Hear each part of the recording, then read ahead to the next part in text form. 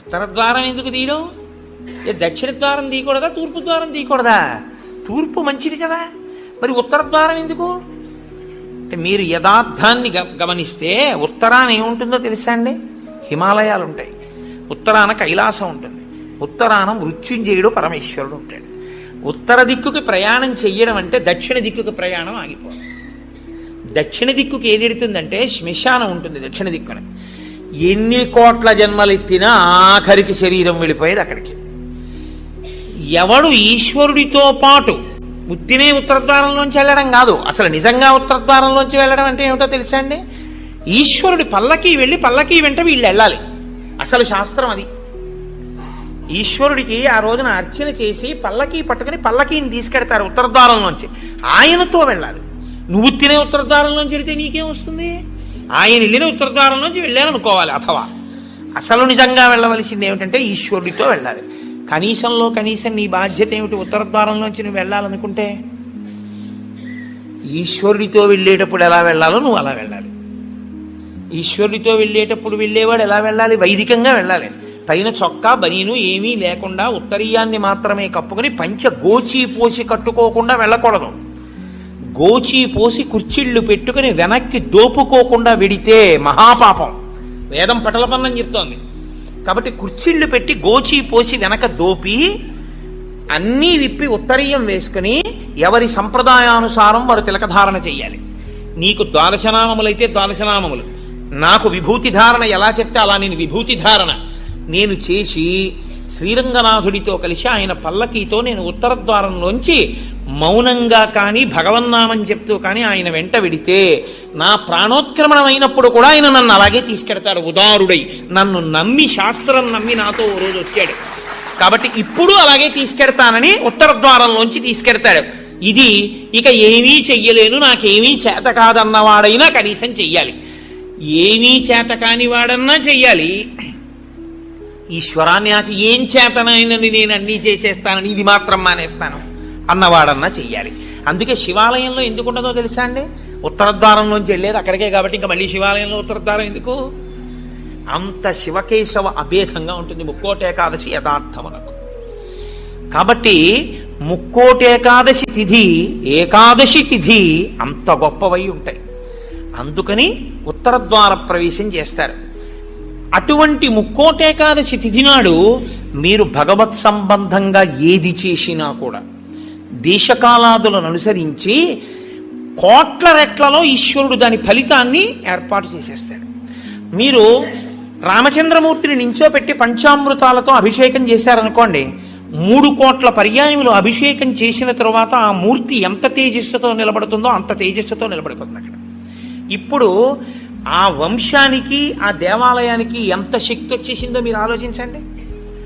మీరు ఒక తులసిదళం పట్టుకొచ్చి శ్రీ మహావిష్ణువుకి ఇచ్చారనుకోండి, మీరు 3 కోట్ల తులసిదళాలు పట్టుకొస్తే ఏ ఫలితమో ఆ ఫలితం ఇస్తారు. 3 కోట్ల ఏకాదశుల్లో 3 కోట్ల తులసిదళాలు పట్టుకొచ్చి ఇచ్చిన ఫలితం. మీరు రేపొక్కసారి శ్రీరామ రామ రామేతి రమే రామే మనోరమే అన్నారనుకోండి, 3 కోట్ల పర్యాయములు విష్ణు సహస్రాన్ని పారాయణ చేసిన ఫలితం వేస్తారు. రేపు అన్ని 3 కోట్ల మీద వేస్తారు. రేపు మీరేమీ చేయలేదనుకోండి, 3 కోట్ల పాపాలు చేసిన ఫలితం వేస్తారు. మరి అంతే కదండి. 100 మంది పరీక్ష కడితే 30 మంది పాస్ అయ్యారని నేనంటే 70 మంది ఏమైనట్టు? ఫెయిల్ అయినట్టేగా. మరి ఏమీ చెయ్యని వాడు ఏమైనట్టు? పాపాన్ని పొందినట్టు కదా 3 కోట్ల పాపాలని. కాబట్టి ఉత్తరద్వార దర్శనము చెయ్యాలి, ఉపవాసము చెయ్యాలి. ఇందులో ఎవరెవరు ఏ మినహాయింపులో కెడతారో ఆ మినహాయింపును అనుభవించినా తాను చెయ్యగలిగింది చెయ్యాలి. నేను ఏమీ చెయ్యలేని వాడిని అనడానికి మాత్రం నీకేమీ లేదు. నువ్వు అసలు కదలలేని వాడి అయితే ఇంట్లో కూర్చుని గోవిందనామం అయినా చెప్పాలి. కాబట్టి రేపొక్క రోజు ఉదయం నుంచి కనీసం రాత్రి నిద్రపోయే వరకు జాగరణ చేయకపోయినా నిద్రపోయే వరకు భగవన్నామమునందు మాత్రమే నిబద్ధుడయ్యుంటే అంతకన్నా భాగ్యమే ఉంటుంది. ముక్కోటి ఏకాదశి నాడు జరిగేటటువంటి క్రతువులలో ఒక భాగంగా ఉత్తరద్వార దర్శనము అని ఒకటి ఉంటుంది. ఇది మళ్ళీ సంప్రదాయంలో ఒక్క వైష్ణవ దేవాలయాల్లోనే. అసలు ఇంకా నేను పరమ సత్యం చెప్పవలసి వస్తే ఇది యథార్థమునకు ఒక్క శ్రీరంగ క్షేత్రమునకే సంబంధించింది. అందుకే ఉత్తరద్వారం తీయడం అన్నది ఒక్క శ్రీరంగ క్షేత్రానికే ఉంది. అసలు నిజానికి మిగిలిన క్షేత్రాల్లో ఉత్తర ద్వారాలు తీయడాలనే మాటలు లేవు. కాలక్రమంలో ఏమైందంటే అందరూ శ్రీరంగ క్షేత్రానికి వెళ్ళి ఇన్ని కోట్ల మంది ఉత్తర ద్వార ప్రవేశం చేయలేరు. కాబట్టి కొంతలో కొంత ఎక్కడ ఉన్న విష్ణు క్షేత్రాన్ని అక్కడే శ్రీరంగ క్షేత్రంగా భావన చేసి రంగనాథుణ్ణి స్మరిస్తూ ఉత్తర ద్వారంలోంచి వెడతారు. ఉత్తర ద్వారంలోంచి ఆ రోజున శ్రీ మహావిష్ణువు ఏమీ చెయ్యలేనివాడు, అన్ని విధాల ఇంకా అసలు నేను ఈశ్వర ఏమీ చెయ్యలేను, నువ్వే నాకు ఆధారం, నువ్వే నన్ను తీసుకుపో అన్నవాణ్ణి ఉత్తర ద్వారం తెరిచి తనతో తీసుకుపోతాడు. ముక్కోటేకాదశి చెయ్యడం అంటే శుద్ధోపవాస ప్రథమ నిర్జలోపవాసమే. అంతకన్నా మరి నేను మినహాయింపులు ఇచ్చి చెప్పడం నా వల్ల కాదు. కానీ శాస్త్రం ఒక్కరి విషయంలో మినహాయింపించింది. శరీర కష్టం చేసుకుని బ్రతికేవాణ్ణి మాత్రం ఉపవాసం చెయ్యమని నిర్బంధించవద్దు. వాడు పడిపోతాడు స్పృహ తప్పి, నీళ్ళు తాగకపోతే. కానీ అవకాశం ఉన్నవాళ్ళు మాత్రం తప్పకుండా చెయ్యవలసినదే, అంతకన్నా మార్గము లేదు. కాబట్టి శుద్ధోపవాస ప్రథమ నిర్జలోపవాసమే చెయ్యాలి. యథార్థమునకు మంచినీటి చుక్క కూడా ఇక ఏకాదశి తిథి నాడు పుచ్చుకోకూడదు. ద్వాదశి వచ్చింది ఇక నువ్వు ఉపవాసం ఉండకూడదు. ద్వాదశి తిథి యందు ఉండగా, తిథి యందు పరివ్యాప్తమై ఉండగా నువ్వు ఉపవసించి ఉండకూడదు. మళ్ళీ వ్యతిరేక ఫలితం వస్తుంది. ద్వాదశి తిథి ప్రవేశించేసింది, ఇక నువ్వు పాలన చేసేయాలంతే. ఎలా పాలన చేయాలో తెలుసా అండి? ద్వాదశి తిథి ప్రవేశించేటప్పటికి నువ్వు పరిశేచనం చేసేయాలంతే. ద్వాదశి ఉదయం 6:30కు వచ్చిందనుకోండి, మీరు 6:30 లోపల మీ భార్య గారు మీరు సంధ్యావందనం అనుష్ఠానం పూర్తి చేసే లోపల ఆవిడ మహానైవేద్యం సిద్ధం చేసి తీసుకొచ్చి ఇచ్చేయాలి. మీరు నైవేద్యం పెట్టేసి ఆ రోజు 6:30కి భోజనం చేసేయాలి. నాకు సహించదండి అనకూడదు, చేసేయడమే. ఏకాదశి వ్రతమునందు ద్వాదశి కలిసిపోయి ఉంటుంది. నేను చెప్పింది అబద్ధమైతే అంబరీషోపాఖ్యానం అబద్ధమే, అంబరీషోపాఖ్యానం అబద్ధమైతే వ్యాసుడే అబద్ధం. కాబట్టి నేను చెప్పింది నిజం. ఏకాదశి వ్రతం అంటే అంతే, అలాగే చేస్తాను. ఇలా కాని చెయ్యగలిగితే ముక్కోటేకాదశి నాడు నీకు నేను 3 కోట్ల ఏకాదశులు చేసిన ఫలితాన్ని నీ ఖాతాలో వేసేస్తాను. ఎందుకో తెలుసా? 1 శరీరమును క్లేశపెట్టావు, 2 మనసును ఏకాగ్రతతో నిలబెట్టావు. కాబట్టి ఏం చేయాలంటే మార్చి మార్చి మార్చి మార్చి మార్చి మార్చి భగవత్ కథ యందు కూర్చోవాలి. మరి ఇక దేనికి లేవాలి? శరీర శోధన చేయడానికి, మూత్ర విసర్జన చేయడానికి లోపలికి వెళ్ళిన నీళ్లు లేవు, మల విసర్జన చేయడానికి లోపల వేసిన పదార్థం లేదు, ఇంకెందుకు లేవడం? కాబట్టి లేవక్కర్లేదు. కాబట్టి ఏకాదశి రాగానే కూర్చుంటే ద్వాదశి వచ్చాక లేదు. అయితే అప్పుడు అందులో ఏముంది? జాగరణ కూడా ఉందా? ఉందా లేదా? ఏకాదశి నాడు ఉపవాసం అంటే అన్నం తినకుండా పగట కూర్చోవడం అని మీకు ఎవరు చెప్పారు? జాగరణ కూడా ఉంది. అందుకే ముక్కోటి ఏకాదశి నియమాలు అన్వయమయ్యేది మళ్ళీ 3 తిథులకు అన్వయం అవుతాయి. 1 మహాశివరాత్రి, 2 గోకులాష్టమి, 3 శ్రీరామనవమి. ముక్కోటి ఏకాదశి నాడు ఏ నియమాలు పాటిస్తారో అవే నియమాలు ఆ 3 తిథుల్లో పాటించాలి. ఈ 3 తిథులలో కూడా మీరు రాత్రి నిద్రపోకూడదు, పగల ఏమీ తినకూడదు. అందుకే చూడండి, మహాశివరాత్రి నాడు నేను పరిచయం చేయడానికి మీకు ఆ తిథి బాగుంటుంది. మహాశివరాత్రి అంటే జాగరణతో కూడిన ఉపవాసమే. అందుకని నిద్రపోయి ఉపవాసం చేసేస్తానంటే అప్పుడు ముందు రోజు ఏ ఇంజక్షన్ చేయించేసి పడుకోవచ్చు. 12 గంటల తర్వాత తెలివచ్చే ఇంజక్షన్ ఒకటి. అలా కుదరదు. మీరు నిద్ర కూడా విసర్జించాలి. ఎందుకో తెలుసా అండి? నిద్ర విసర్జించడంలో చాలా పెద్ద క్లేశం ఉంటుంది. 1 తినలేదు, 2 తాగలేదు. ఒక స్థితికి వచ్చేటప్పటికీ నిస్త్రాణ కొంచెం వస్తుంది. వచ్చి ఫోన్లే అలా పడుకుంటే బాగుండు, కాస్త ఉత్తరీయం వేసుకుని అనిపిస్తుంది. అలా పడుకోకూడదు. అందున దీక్షితుడు అందుకే ఎప్పుడు పడితే అప్పుడు, ఎక్కడ పడితే అక్కడ నిద్రపోకూడదు. అలాగా మీరు పగలు రాత్రి కూడా ఏకాదశి తిథి ఉన్నంతసేపు, అంటే ఏకాదశి ఎప్పుడు మొదలైందో అప్పుడు ఒక రాత్రికి కూడా పరివ్యాప్తం అవుతుంది. ఆ రాత్రి ఆ పగలు మీరు జాగరణ యందు ఉపవాసమునందు ఉండాలి. అంటే మారుస్తూ ఉండాలి. ఒకటే చేస్తున్నారనుకోండి, మనసు ఏమవుతుందంటే దాన్ని విడిచిపెట్టి ఇంకో చోటుకి వెడుతుంది. అందుకే ఏకాదశి చేసేటప్పుడు ఏం చేస్తారంటే సంఘంగా చేస్తారు. సాధారణంగా ఏకాదశి తిథిని ఒక్కడే చేయడం కొంచెం కష్టం. ఒక సంఘంగా అనుకుని ఏం చేస్తారంటే ఏదో ఏకాదశి ప్రవేశించేటప్పటికి సంధ్యావందనం చేసుకుని ఇంట్లో కులదేవతార్చన చేసుకుని అందరూ కలిసి ఓ దేవాలయానికి చేరుకుంటారు. అందరూ కలిసి ఈశ్వరునికి సత్యనారాయణ వ్రతం చేస్తారు. అందరూ కలిసి విష్ణు సహస్రనామ స్తోత్ర పారాయణం చేస్తారు. అందరూ కలిసి త్యాగరాజస్వామి సంగీత విభావరి వింటారు. అందరూ కలిసి భజన చేస్తారు. అందరూ ఎవరో లేచి నాట్యం చేస్తారు. మిగిలిన వాళ్ళు చూస్తుంటారు. మారుస్తారు. మార్చి మార్చి మార్చి మార్చి భగవత్ శబ్దమునందే లీనమైపోతారు. ఏది చేస్తున్నా ఈశ్వర నామం పడుతుంటుంది. ద్వాదశి నాడు అన్నం తింటుంటే ఏది విన్నా గోవింద గోవింద అని అవే వినపడుతుంటాయి. ఇంకా ఏదో వెంకటాచలంలో 10 రోజులు ఉండి వచ్చిన వాడికి ఎక్కడ చూసినా గోవింద అని వినపడినట్టు ఇంకా అస్తమానం గోవింద అని వినపడుతుంటుంది. అంతగా నువ్వు ముక్కోటి ఏకాదశిని చెయ్యగలిగితే, అలా చేసినప్పుడు నీకు 3 కోట్ల ఏకాదశుల ఫలితాన్ని నీ ఖాతాలో వేస్తాను. నాకు ఇప్పుడు చెప్పండి, నిజంగా ముక్కోటి ఏకాదశి చేసేవాళ్ళు ఎంతమంది? Subscribe daily Telugu TV. ఎవరికి వెయ్యాలా ఫలితం? 24 ఏకాదశుల్లో ఒక్క ఏకాదశి అలా చేయగలవా అంటే దాని అర్థం ఏమిటో తెలుసా అండి? ఒక ఏకాదశి నిజంగా అలా చెయ్యాలని మీరు అనుకుంటే కనీసం ఇంకో ఏకాదశి మీరు అలా రిహార్సల్ వేయాలి. మీరు ఇంకో ఏకాదశికి రిహార్సల్ వేస్తే అది వస్తోంది ఇబ్బంది కాబట్టి ఆ రోజుని ఇది రాకుండా చూసుకుందామని మీరు జాగ్రత్త పడతారు. ఓ పని చేస్తున్నారనుకోండి, ముందే ఇలా చేస్తే బాగుంటుంది, ఇలా చేస్తే బాగుంటుందని ప్రణాళిక రచిస్తారే, ప్రణాళికా రచనకు పక్కన ఇంకొక ఏకాదశి జరగాలి. అందుకే ముక్కోటి ఏకాదశి ఒక ఏకాదశి ఎవడు చేయడు, పక్కన ఇంకో ఏకాదశి చేస్తాడు. అంటే ఏదో ఏకాదశి చేశారనుకోండి, ఓహో ఏకాదశి చేస్తే ఇదిగో ఇలా ఇలా ఇబ్బందులు ఉంటాయి. నేను మీకు ఒక ఉదాహరణ చెప్తాను. ఏకాదశి రేపు వ్రతం చేద్దాం అనుకుని ముందు రోజు మీరు పుల్లని పదార్థాలు, తీయటి పదార్థాలు బాగా తినేశారనుకోండి, మీరు ఇంకా దాహాన్ని ఆపలేరు.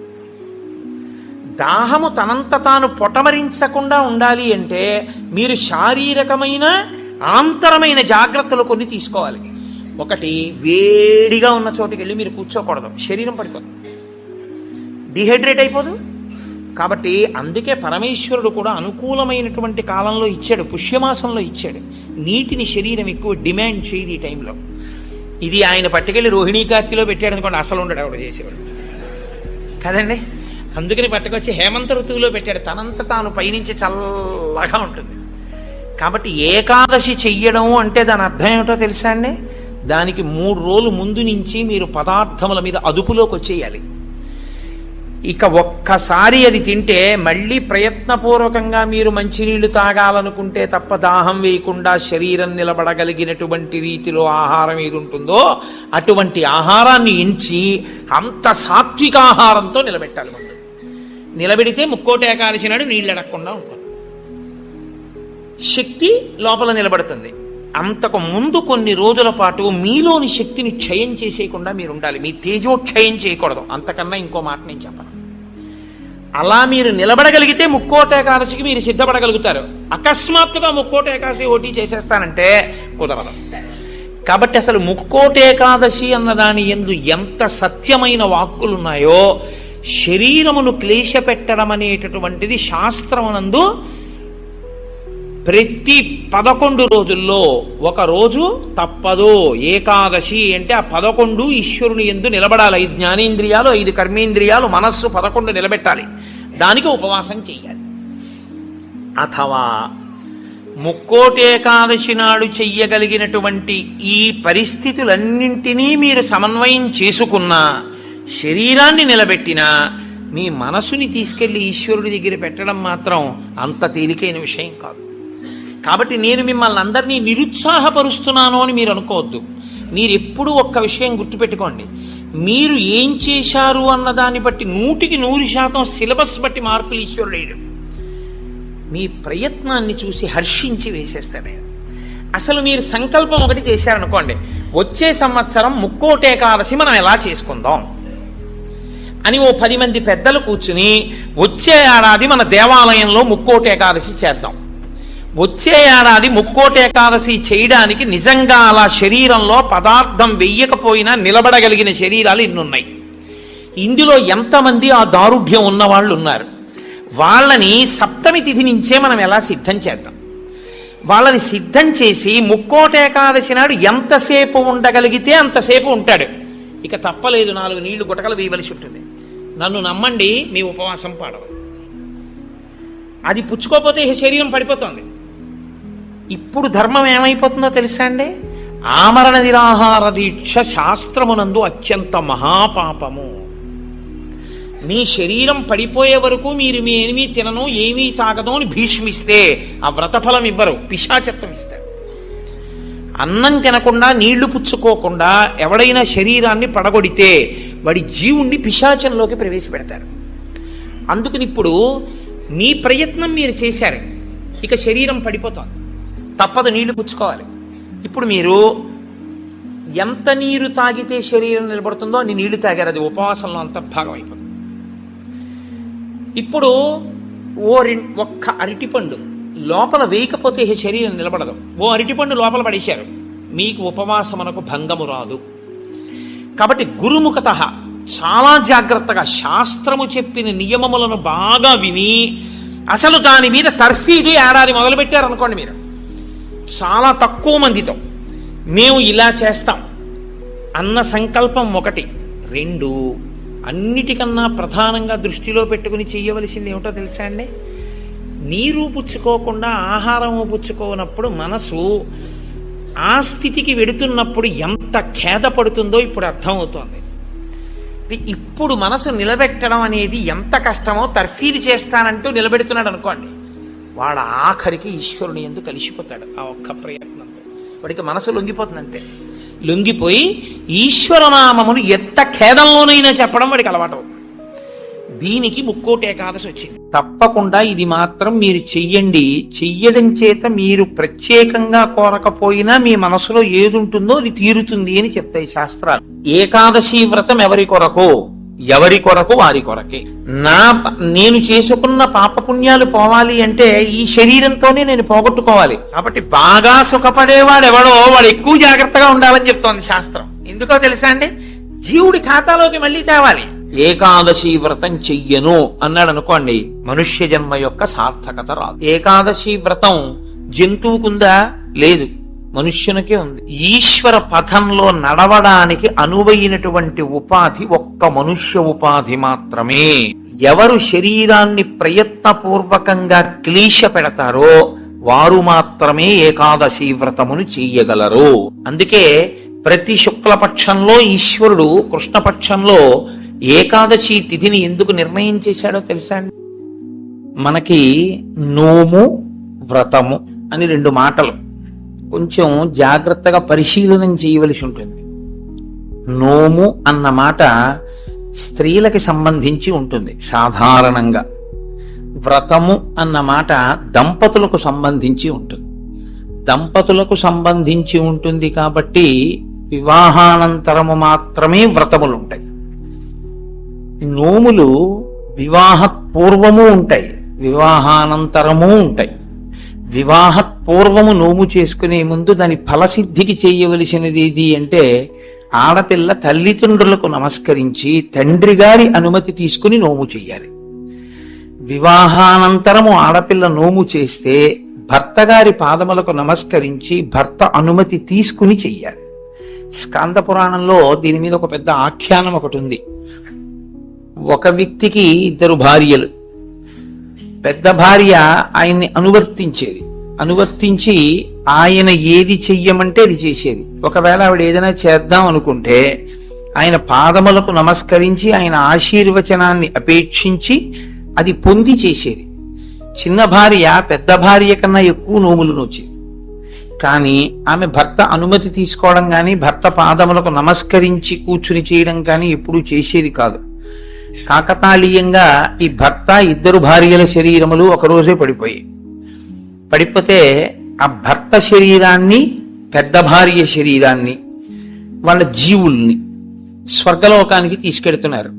చిన్న భార్య శరీరాన్ని నరకానికి తీసుకెళ్లారు. జీవుణ్ణి తీసుకెళ్తే ఆవిడ పరివేదన చెందింది. అదేవిడ పెద్ద ఆవిడ కన్నా నేను చాలా చేశాను, నన్ను నరకానికి తీసుకెళ్తున్నారు ఏమిటంది?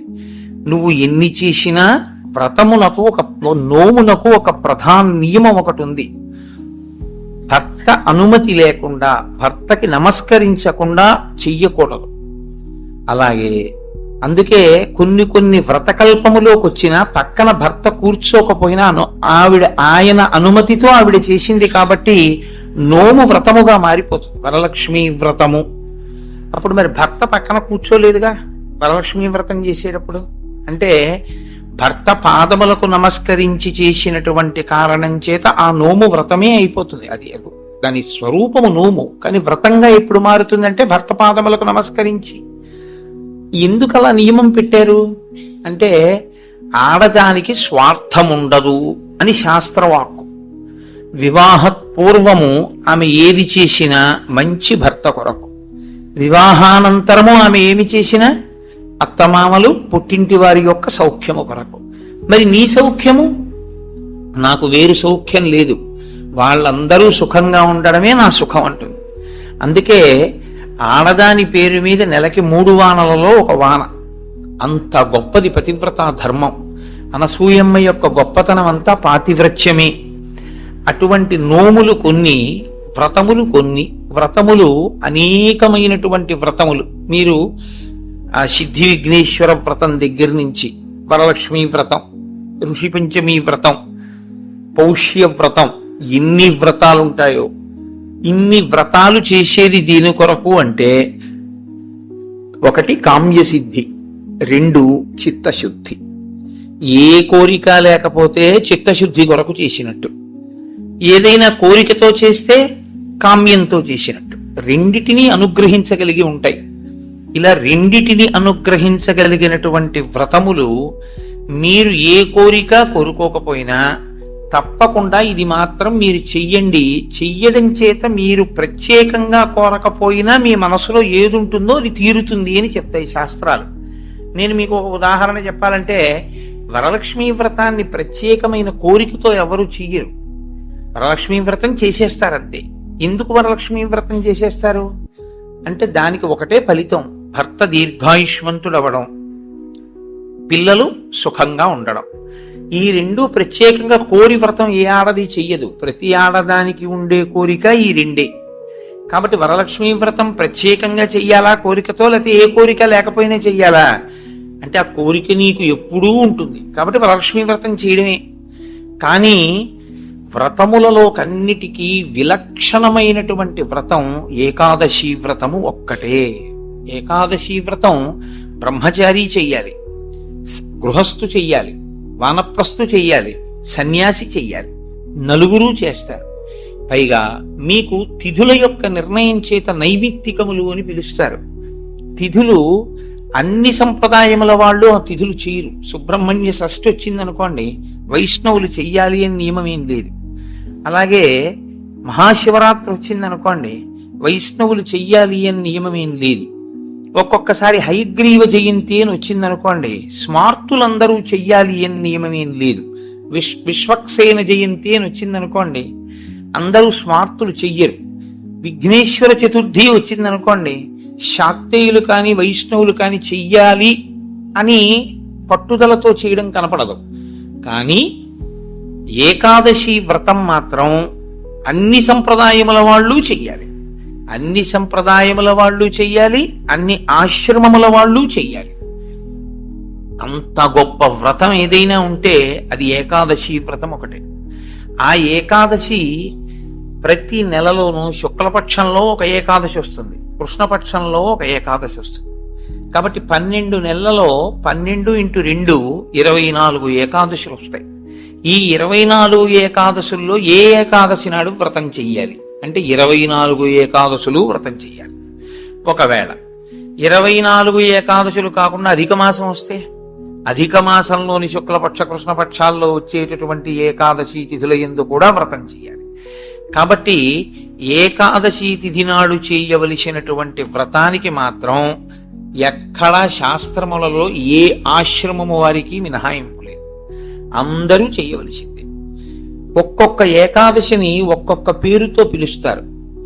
ఉదాహరణకి పుత్రైకాదశి, పుత్రైకేకాదశి అని ఒక ఏకాదశి 24 ఏకాదశుల్లో.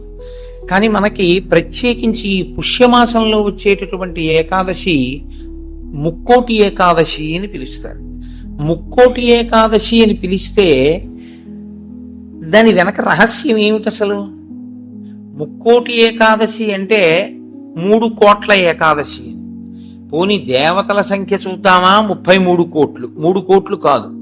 మరి ముక్కోటి ఏకాదశి అన్న పేరు అసలు ఎందుకు వచ్చింది? 3 కోట్ల ఏకాదశి అన్న పేరు రావడానికి కారణం ఏమిటి అంటే, ఏ ఏకాదశిని విడిచిపెట్టి ఉండడానికి వీలు లేనటువంటి స్థితిలో ఏకాదశి చేయకుండా జీవించేసేవాళ్ళం మనం. ఏ ఆశ్రమంలోనూ కూడా బ్రహ్మచారిగా ఉండగాను ఏకాదశి లేదు, గృహస్థుగాను ఏకాదశి లేదు. మిగిలిన 2 ఆశ్రమాల గురించి నేను మాట్లాడను, ఎందుకంటే వాటిని స్పృశించి మాట్లాడే అధికారం నాకు లేదు. కాబట్టి ఈ 2 ఆశ్రమాల్లోనూ ఏకాదశి చెయ్యట్లేదు. మరి అంత గొప్ప ఏకాదశి వ్రతాన్ని చెయ్యకపోతే పాడైపోతున్నాడు. కాబట్టి ఏ ఏకాదశి నాడు వ్రతం చేస్తే 3 కోట్ల ఏకాదశులు చేసినటువంటి ఫలితం వస్తుందో ఆ ఏకాదశికి ముక్కోటి ఏకాదశి అని పేరు. కాబట్టి 3 కోట్ల ఏకాదశులు చెయ్యడము అంటే ఈ ఉపాధితో ఉండగా చేసేవి 3 కోట్ల ఏకాదశులు ఒక్కనాటికి ఉండవు. ఈ ఉపాధి కాకుండా ఇత పూర్వం పొందినటువంటి తిర్యక్ ఉపాధులు కానీ, హీనోపాధులు కానీ, జంతువులు మొదలైనటువంటి ఉపాధులు కానీ వాటికి ఏకాదశి వ్రతం లేదు. మరి 3 కోట్ల ఏకాదశులు నువ్వు చేసినట్టు అన్న ఫలితాన్ని మీకు ఎలా ఇస్తారు అంటే, ఈ శరీరంతో 3 కోట్ల ఏకాదశులు చేయడానికి కావలసిన నాళ్లు బ్రతకడానికి ఆయుర్దాయాన్ని ఈశ్వరుడు నీకు ఇస్తే, 3 కోట్ల ఏకాదశులు చెయ్యగలిగితే నిరంతరంగా ఎంత పెద్ద ఫలితం నీకు సంప్రాప్తిస్తుందో అంత పెద్ద ఫలితాన్ని ఈశ్వరుడు అనుగ్రహించి సంవత్సరంలో కనీసం ముక్కోటి ఏకాదశి చేసినటువంటి వాడి ఖాతాలో వేస్తాడు. అంటే నైమిత్తిక తిథిగా ముక్కోటి ఏకాదశి అంత విశేషమైనటువంటి స్థితిని పొంది ఉంటుంది. ముక్కోటి ఏకాదశి నాడు ఏం జరిగితే ఈశ్వరుడు ఈ స్థితిని ఇచ్చాడు? ముక్కోటి ఏకాదశి నాడు 2 జరిగాయి అని చెప్తారు. ఒకటి, అమృతం పాలసముద్రంలోంచి పైకొచ్చింది. 2, ముక్కోటి ఏకాదశి నాడే పరమేశ్వరుడు హాలాహలాన్ని భక్షణ చేశాడు. పరమేశ్వరుడు లోకం కోసం హాలాహలాన్ని భక్షించాడు కాబట్టి ఆ రోజున మేమేమీ తినకుండా ఉంటామంటారు శైవులు. అమృతాన్ని లోకం కోసం ఉత్పాదించి మహాకూర్మంగా పాలసముద్రంలో పడుకుని తన వీపు అంత ఉరుసుకుపోతున్నా దేవతలకు అమృతోత్పాదనం చేసి వాళ్ళని కాపాడి రాక్షసుల్ని మోహిని రూపంలో నిగ్రహించాడు. కాబట్టి విష్ణు స్వరూపం కోసం మేము ఉపవాసం ఉంటున్నామంటారు వైష్ణవులు. విష్ణువు అంత గొప్ప స్థితిని పొంది దేవతలకి రాక్షసులకి అమృతాన్ని పంచేటప్పుడు రాక్షసులకు చిక్కకుండా దేవతలకి పంచడానికి కావలసిన మోహ పెట్టగలిగినంత సౌందర్యాన్ని అమ్మవారిని ఉపాసన చేసి పంచగలిగాడు. కాబట్టి అమ్మవారు ఈ అదృష్టాన్ని కల్పించింది కాబట్టి మేము ఉపవాసం ఉంటామంటారు శాక్తేయులు. అసలు ఇన్ని కార్యాలు జరిగాయి అంటే ఏ విఘ్నం లేకుండా చేసిన వాడు మా గణపతే కాబట్టి మేము ఈ రోజున ఉపవాసం ఉంటామంటారు గణాపత్యుడు. ముక్కోటి ఏకాదశి నాడు మీరు చెయ్యండి అని చెప్పవలసిన అవసరం లేకుండా అన్ని సంప్రదాయముల వాళ్ళు ఉపవాసం ఉండడానికి కారణం బాహ్యంలో అది. ఆంతరమునకు సంబంధించినంత వరకు ఏకాదశి వ్రతానికి సంబంధించి ఒక గొప్ప రహస్యాన్ని శాస్త్రం ఆవిష్కరిస్తుంది. ఈ శరీరాన్ని ఇచ్చుదండంతో పోలుస్తారు. ఇచ్చుదండము అంటే చెరుకు కర్ర. అమ్మవారి చేతిలో చెరుకు కర్ర కదు పట్టుకుంటుంది. మనకి భగవంతుడిచ్చినటువంటి చాలా గొప్ప వరం ఏమిటో తెలుసా అండి? మన ముఖం మనకి కనపడకుండా చేయడం. ఒక్క సెల్ ఫోన్ దొరికితేనే వాడు మైమరిచిపోయి 2-వీలర్ మీద సెల్ ఫోన్ చెవి దగ్గర పెట్టుకుని యాక్సిడెంట్లు చేస్తున్నాడు. ఎవడి ముఖం వాడికి కనపడింది అనుకోండి, ఇంకా ఇతరాలు ఎందుకు చూస్తాడు? వాడి ముఖం వాడు చూసుకుంటూ కూర్చుంటాడు. అద్దం దొరికింది అనుకోండి, ఎందుకంత సంతోషం? ఎవడికి వాడంత అందగాడు వాడికి లేడు. ఆ అద్దం చూసుకుంటూ మురిసిపోతుంటాడు పసిపిల్లల దగ్గర నుంచి. తన స్వరూపము, స్వ అన్న మాట వాడడం కూడా మంచిది కాదు. ఎందుకంటే శంకరాచార్యులు వారు స్వరూప అన్న మాటని వేరొక చోట వాడతారు. స్వరూపానుసంధానం భక్తిరుత్యభిధీయతే అంటారు. అందుకని తన రూపాన్ని తాను చూసుకుని మురిసిపోవడానికి ఉపకరణము దర్పణము, అద్దము. ఎప్పుడూ మనకెలా ఉంటుందంటే చెరుకు కర్రకి కింద నుంచి పై వరకు మీరు ఎక్కడ కొరకండి తీపే, అలాగే మన శరీరం అంటే కింద నుంచి పై వరకు మనకి తీపే. ఈ శరీరంలో అబ్బాయి బొట్టు పెట్టుకోరా అన్నారనుకోండి, వాడికి బొట్టు పెట్టుకోవడానికి చిన్నతనం. బొట్టు పెట్టుకుంటే వాడి అందం అంతా ఏదో పాడైపోతుందని వాడికి ఒక భ్రాంతి, అందుకని వాడు బొట్టు పెట్టుకోడు. వాడు బొట్టు పెట్టుకోక ఏం కోల్పోతున్నాడో వాడికి తెలియదు. తెలియక బొట్టు పెట్టుకోవడానికి పెద్ద భేషజం. నిజంగా నువ్వు పెట్టుకున్న బొట్టు నీకు సాంప్రదాయికమైన సౌందర్యాన్ని, ఎంత సౌందర్యాన్ని తీసుకొస్తుందో నీకు తెలియదు. ఈశ్వరుడు పుట్టుమచ్చ తీసుకొచ్చి పెట్టుంటే ఏం చేస్తావు? పెట్టుకోరా అన్న బొట్టు మాత్రం పెట్టుకోవడానికి మనకంత కష్టం ఎందుకని? అయ్యి బాబోయ్, ఈ శరీరం యొక్క అందం ఏమైపోతుందో అని. కానీ శాస్త్రం అంటుంది, అసలు 84 లక్షల జీవరాశులలో ఈశ్వర పథంలో నడవడానికి అనువైనటువంటి ఉపాధి ఒక్క మనుష్య ఉపాధి మాత్రమే. ఏకాదశి వ్రతం జంతువుకుందా? లేదు, మనుష్యునికే ఉంది. భగవన్నామం చెప్పగలిగినటువంటి అదృష్టం ఇతర ప్రాణికుందా? ఒక్క మనుష్యుడికి ఉంది. భగవత్ పూజ చేసేటటువంటి అదృష్టం ఇతర ప్రాణికుందా? ఒక్క మనుష్యునికే ఉంది. ఇన్ని అదృష్టములు మనుష్యునకు ఉన్నా మనుష్యుడు దేని కొరకు వీటన్నిటినీ విడిచిపెడతాడు అని అడిగింది. అంటే దాన్ని చాలా గొప్ప రహస్యమైనటువంటి విధి విధానంలో కట్టడి చేసి మనిషికి భోగమునందు ఉండేటటువంటి లాలసని ఈశ్వరుడు నిరూపణం చేస్తాడు. ఉపాసన కాలమంతా దక్షిణాయనం, దక్షిణాయనం అంతా ఉపాసన, ఉత్తరాయణం అంతా తరిస్తాడు. బాగా చదువుకోవలసిన సమయంలో చదువుకున్నవాడు పరీక్షలు రాసినప్పుడు రాసి ఇంక సెలవుల్లో ఆడుకున్నట్టు. దక్షిణాయనంలో ఉపాసన చేయడానికి అడ్డొచ్చేది అంటే ప్రకృతి.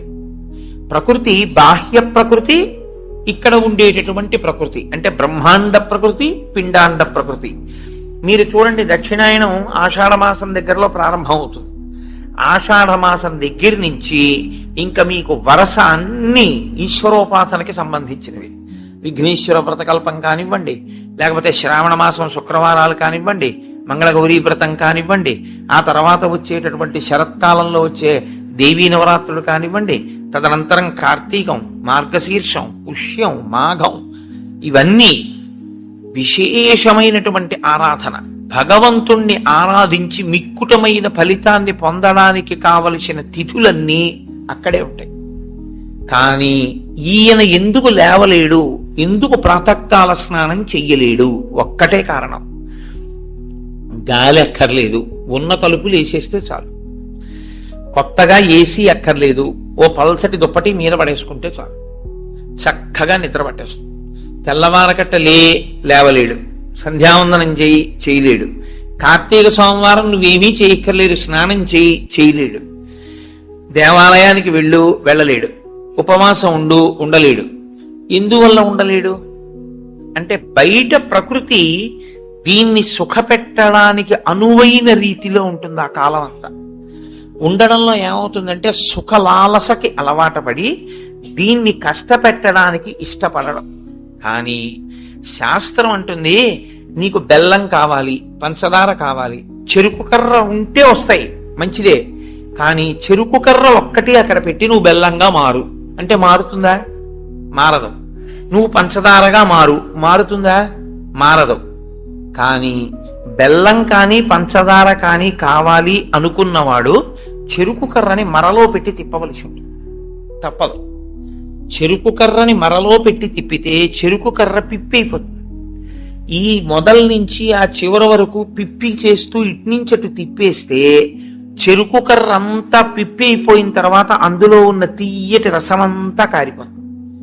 ఇప్పుడు అలా కారిపోయిన రసం ఏదుందో అదే బెల్లం అవుతుంది, అదే పంచదార అవుతుంది, పంచామృతాల్లో ఒకటవుతుంది.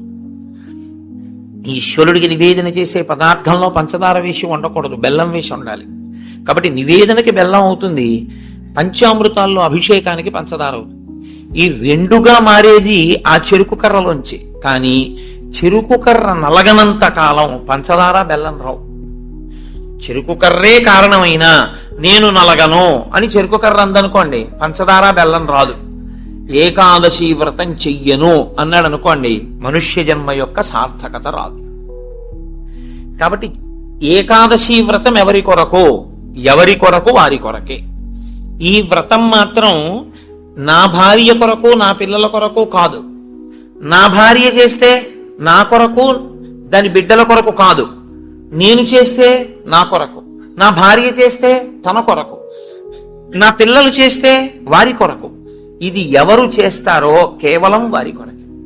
ఏ చెరుకు కర్ర నలిగిందో అది పంచదార బెల్లంగా మారుతుంది.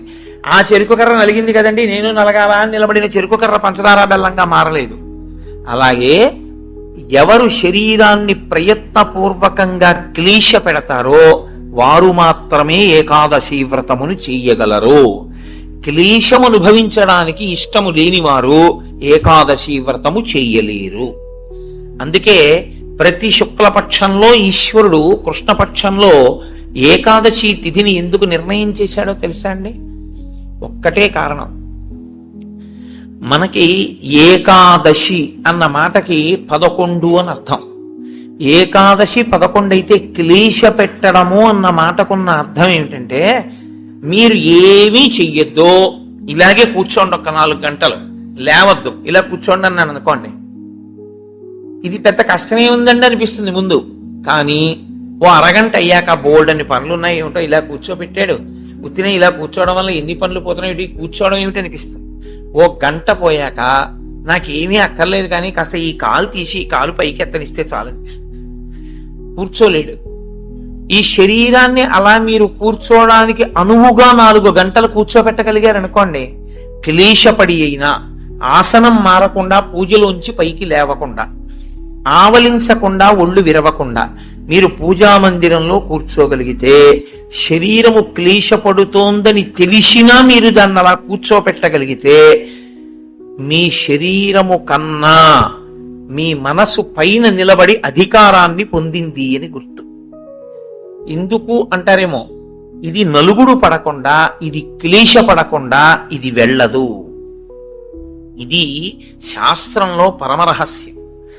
ఇది అసలు వచ్చినది ఎందుకు అంటే, 2 కారణాల కోసం ఈశ్వరుడు దీన్ని ఇస్తాడు.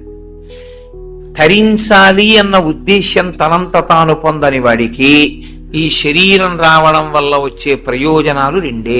ఒకటి, పూర్వజన్మలో చేసుకున్న పుణ్యము క్షయమైపోతుంది, పూర్వజన్మలో చేసుకున్న పాపము క్షయమైపోతుంది. ఈ 2 జరుగుతాయి. ఎలా జరుగుతాయని మీరు అడుగుతారేమో. దీనికి ఏదో అనారోగ్యం వస్తుంది, ఈ మోకాలు నొప్పెడుతుంది, అబ్బా మోకాలు నొప్పిగా ఉంది, మోకాలు నొప్పిగా ఉంది, మోకాలు నొప్పిగా ఉంది అంటాడు.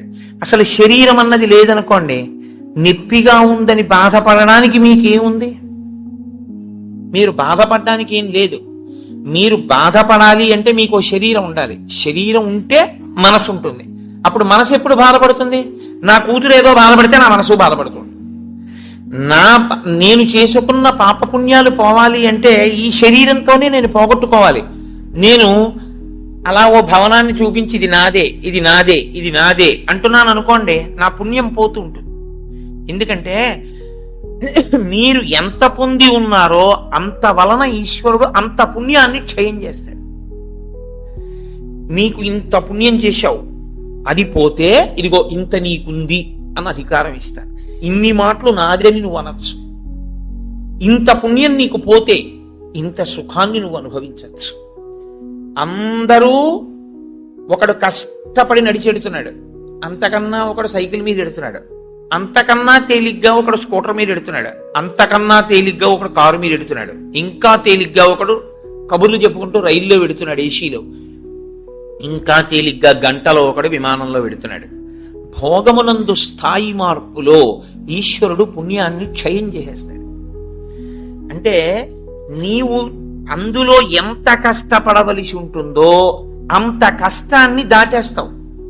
ఓ 1000 కిలోమీటర్లు ప్రయాణం చెయ్యవలసి వస్తే, నిజంగానూ పాదచారి అయి నడవవలసి వస్తే పడవలసిన క్లేశాన్ని 2 గంటల్లో సీట్లో కూర్చుని ఏసీలో పేపర్ చదువుకుని వెళ్ళిపోయావు. వెళ్ళిపోవడం వరకు బానే ఉంటుంది, వెళ్ళిపోయిన కారణం చేత నీ పుణ్యం క్షయమైపోయింది. నిన్ను విమానంలో పంపించానా లేదా 2000 కిలోమీటర్లు? ఉత్తినే వెళ్ళావా? డబ్బు ఇచ్చాను కాబట్టి టికెట్ కొనుక్కున్నావు. డబ్బు ఎక్కడి నుంచి వచ్చింది అనుకుంటున్నావు? చేసిన పుణ్యం పోతే వచ్చింది. కాబట్టి ఇప్పుడు ఈశ్వరుడు పుణ్యాన్ని తగ్గిస్తాడు.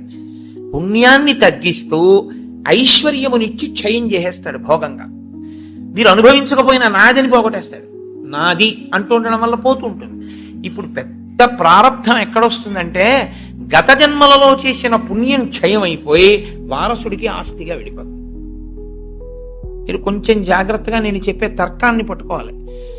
ఓ 1,00,000 రూపాయలు కష్టపడి కష్టపడి కష్టపడి కష్టపడి కష్టపడి దాచాడు. ఇదంతా నాది నాది నాది, నేనెవరికి ఇవ్వను అన్నాడు. వెళ్ళిపోయాడు. ఎవరికి ఎడుతుంది అది?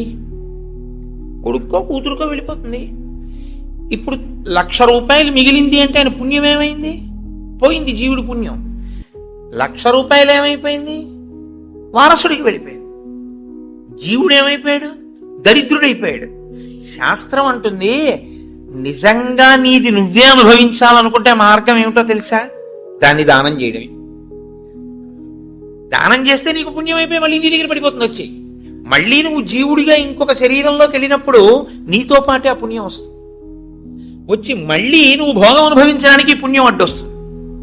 నువ్వు ఇక్కడ విడిచిపెట్టి అక్కడ శరీరాన్ని విడిచిపెట్టేశావు.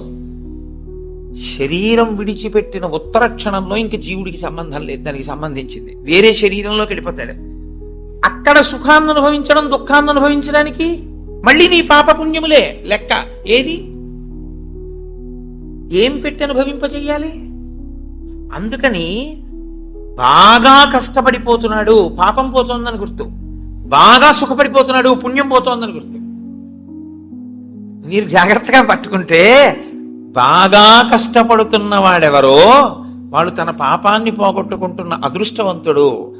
బాగా సుఖపడుతున్న వాడెవరో వాడు తన పుణ్యాన్ని పోగొట్టుకుంటున్న దురదృష్టవంతుడు. కాబట్టి బాగా సుఖపడేవాడెవడో వాడు ఎక్కువ జాగ్రత్తగా ఉండాలని చెప్తోంది శాస్త్రం. ఎందుకో తెలుసా అండి? జీవుడి ఖాతాలోకి మళ్ళీ తేవాలి. జీవుడి ఖాతాలోకి మళ్ళీ తేవాలంటే ప్రయత్నపూర్వక త్యాగం చెయ్యాలి. త్యాగే నైకే అమృతత్వ మానసు. అది చెయ్యవు, జీవుడు దరిద్రుడు అవుతాడు. శరీరాన్ని ఉందండి, ఇందులో ఎన్నాళ్ళు ఉంటావు? ఇదో అద్దె కొంప. భగవాన్ రమణులు చెప్పినట్టు ఇవాళో రేపో ఖాళీ చేసేయాలి. ఖాళీ చేసేసి వెళ్ళిపోతాడు. వెళ్ళిపోయిన తర్వాత అందులోకి వెళ్ళిన తర్వాత అయ్యా మళ్ళీ నేను విమానం ఎక్కుతానండి, అయ్యా మళ్ళీ నేను గుర్రం ఎక్కుతానండి, అయ్యా నేను మళ్ళీ ఏనుగులు ఎక్కుతానండి, మళ్ళీ నేను ఉపన్యాసాలు చెప్తానండి అంటే నీ మొహం గతంలో నువ్వు చెప్పిందే ఉంది, నువ్వు చేసిందే ఉంది. పావలాకా చుచ్చుకోకుండా చెప్పింది ఏమైనా ఉందా మళ్ళీ చెప్పడానికి? నువ్వు భక్తితో చెప్పింది ఏమైనా ఉందా? కీర్తి కండూతి లేకుండా నువ్వు చెప్పింది ఏమైనా ఉందా మళ్ళీ నువ్వు చెప్పడానికి? నువ్వు ఏదీ కోరకుండా ఈశ్వరుణ్ణి నమ్మి ఇలా పెట్టింది ఏమైనా ఉందా? దాన్ని అక్షయం ఈశ్వరుడు చేయడానికి. పుణ్యమన్న కోరికతో కాదు, ఈశ్వరుడు ఇచ్చాడు ఈశ్వరుడికి ఇస్తున్నాను అని ఇవ్వగలవా? భవతే విష్ణు స్వరూపాయతే అంటూ ఇవ్వగలవా? అలా ఇవ్వగలిగితే అక్షయం చేస్తాడు ఈశ్వరుడు దాన్ని. నువ్వు ఇచ్చిన రూపాయి 1,00,00,000 రూపాయలు అయిపోతుంది పుణ్యంలో. అది చమత్కారం. అది అసలు జీవన విధానమునందుండేటటువంటి పెద్ద రహస్యం. అందుకే ధర్మశాస్త్రం ఎంత దాచాలి, ఎంత ఖర్చు పెట్టాలి, ఎంత దానం చెయ్యాలి కూడా చెప్పేసి, తనకి కావలసినంత ఖర్చు పెట్టుకోనివాడు తనని తాను ఖేద పెట్టుకున్నవాడు. తనకి కావలసిన దానికన్నా ఎక్కువ ఖర్చు పెట్టినవాడు తన భవిష్యత్ తరాలకి ద్రోహం చేసినవాడు. తనకి కావలసిన కన్నా ఖర్చు పెట్టడం అంటే అసలు నీకున్నదంతా దానం చేయమని శాస్త్రం చెప్పదు. ఎందుకో తెలుసా అండి? గృహస్థుకి నియమం ఉంది, బిడ్డలకి విడిచిపెట్టాలి, విడిచిపెట్టకుండా వెళ్ళకూడదు. కానీ 3వ వంతు మాత్రం దానం చేసుకోకపోతే జీవుడు పాడైపోతాడు. పుణ్యం పోయింది, మళ్ళీ పుణ్యం ఏది జీవుడి ఖాతాలో? అందున అసలు ఏ ప్రతిఫలాపేక్ష లేకుండా ఈశ్వరుడు ఇచ్చాడు, ఈశ్వరుడు కొరకు అంటూ ఇచ్చిన వాడిది 1 కోటి చేస్తూ పెడతాడు ఈశ్వరుడు. కాబట్టి క్లేశము లేక నీవు తరించలేవు. ఇది సనాతన ధర్మమునందు అంతర్లీనమైనటువంటి ప్రతిపాదన. మీ జీవితంలో మీరు ఎప్పుడూ మీ కొరకు మీరు కాకుండా మీరు పక్కవారి కొరకు కూడా ఏదో చేస్తూ ఉండాలి. దేని కొరకు అంటే వాడికి లేనివాడని కాదు. భవతే విష్ణు స్వరూపాయతే. ఆ విష్ణువే నన్ను తరింపచేయడానికి అక్కడ పుచ్చుకునేవాడిగా నిలబడ్డాడు. ఆయన అలా నిలబడకపోతే నా పుణ్యం ఎలా వృద్ధి పొందుతుంది? నా జీవుడికి ఖాతాలో ఎలా పడుతుంది ఐశ్వర్యం? కాబట్టి విష్ణువే వచ్చి లేనివాడిగా నించుని నా దగ్గర పుచ్చుకుంటున్నాడు. అందుకే ఇచ్చేవాడు పుచ్చుకునేవాడికి నమస్కారం అందుకు చేస్తారు సనాతన ధర్మంలో. అందుకే పుచ్చుకున్నవాడు ఇచ్చిన వాడికి చేయడు, ఇచ్చినవాడు పుచ్చుకున్నవాడికి నమస్కారం చేస్తాడు. ఇక్కడి ఐశ్వర్యం భవిష్యత్ జన్మలలో ఐశ్వర్యంగా మార్పు చేయడానికి ఆయన ఉపకరణంగా నిలబడ్డాడు. కాబట్టి ఇప్పుడు అసలు శరీరమును క్లేశ పెట్టకుండా నీవు తరించలేవు. ఇందులో మొదటి మెట్టు ఎక్కడ వరకు? పునర్జన్మ సిద్ధాంతమును అంగీకరించినప్పుడు జీవుడు మళ్ళీ శరీరాన్ని తీసుకుంటే అన్న దగ్గర నువ్వు ఏదో ఒకటి చెయ్యాలి. ఏమండి నా దగ్గర అంత డబ్బు లేదు, ఈశ్వరుడి పల్లకి మొయ్యి. ఏమండి నేను పల్లకి మొయ్యలేను, కూర్చుని భగవత్కథ వినగలవా? విను. నేను భగవత్కథ కూడా వినలేను, పోని నామం చెప్పగలవా? చెప్పు. నేను నామం కూడా చెప్పలేను పైకి, పోని నోట్లో అనుకోగలవా? అనుకో. స్మరణం, మనసుతో ఈశ్వరుణ్ణి స్మరించగలవా? స్మరించు. నువ్వు ఏది చేసినా పుణ్యమే. నువ్వు ఈశ్వరుడితో ఎలాగైనా దగ్గరి సంబంధాన్ని పెట్టుకుంటే నువ్వు నిచ్చెన ఎక్కుతున్నవాడివే. ఇందులో మళ్ళీ 2 మార్గాలు ఉంటాయి. మొదటి మార్గము ఉత్తర జన్మల యందు జీవుణ్ణి సుసంపన్నుణ్ణి చేసుకోవడం. ఎందుకో తెలుసా అండి? ఉత్తరాయణంలో వెళ్ళిపోయాడు అంటారు. ఉత్తరాయణంలో వెళ్ళిపోయాడు అంటే దక్షిణాయనంలో వెళ్ళిపోయిన వాడు నిర్భాగ్యుడు అని కాదు దాని అర్థం. ఉత్తరాయణంలో వెళ్ళిపోయిన వాడు అంటే ఏంటంటే చేసుకోవలసిందంతా చేసుకుని వెళ్ళిపోయిన వాడు అని. దక్షిణాయనంలో చేసుకోవలసిందంతా చేసేసుకున్నవాడు ఉత్తరాయణంలో పెడతారు కదండి. అంటే చేసుకోవలసిన పుణ్యం అంతా చేసేసుకున్నవాడు దక్షిణాయనంలో వెళ్ళిన ఒకటే, ఉత్తరాయణంలో వెళ్ళిన ఒకటే. ఇప్పుడు ఈ చేసుకునే పుణ్యం 2 కింద విభాగం చేస్తాడు ఈశ్వరుడు. ఒకటి మళ్ళీ వచ్చే జన్మకి పెట్టుబడిగా నువ్వు వాడుకోవలసింది. 2 అసలు జన్మే అక్కర్లేదని ఈశ్వరుడితో కలిసిపోవలసింది. ఈ రెండిటిలో నీకు ఇంకా వచ్చే జన్మలో కూడా ఏదో వెలగబెట్టేద్దామన్న కోరికుంటే మొదటి మార్గం. అసలు నేను అలా వెలగబెట్టేద్దామన్న కోరిక నాకు లేదు, మహాప్రభో మళ్ళీ నాకు ఈ ధర్మశాస్త్రాలు ఈ సూక్ష్మాలు తెలుస్తాయో తెలియవో, కొంపతీసా జన్మలో మళ్ళీ నేను అన్నీ దాచుకుని వెళ్ళిపోతే అప్పుడు ఏమైపోవాలి జీవుడు? నాకు అది వద్దు ఇది వద్దు, నాకు అది సున్నైపోవాలి ఇది సున్నైపోవాలి. పాపము పుణ్యము 2 ఉండకూడదు నాకు. ఇప్పుడు పాపము లేదు పుణ్యము లేదు. ఇప్పుడు 2 లేనప్పుడు ఈ శరీరం ఎందుకు అనుభవించడానికి?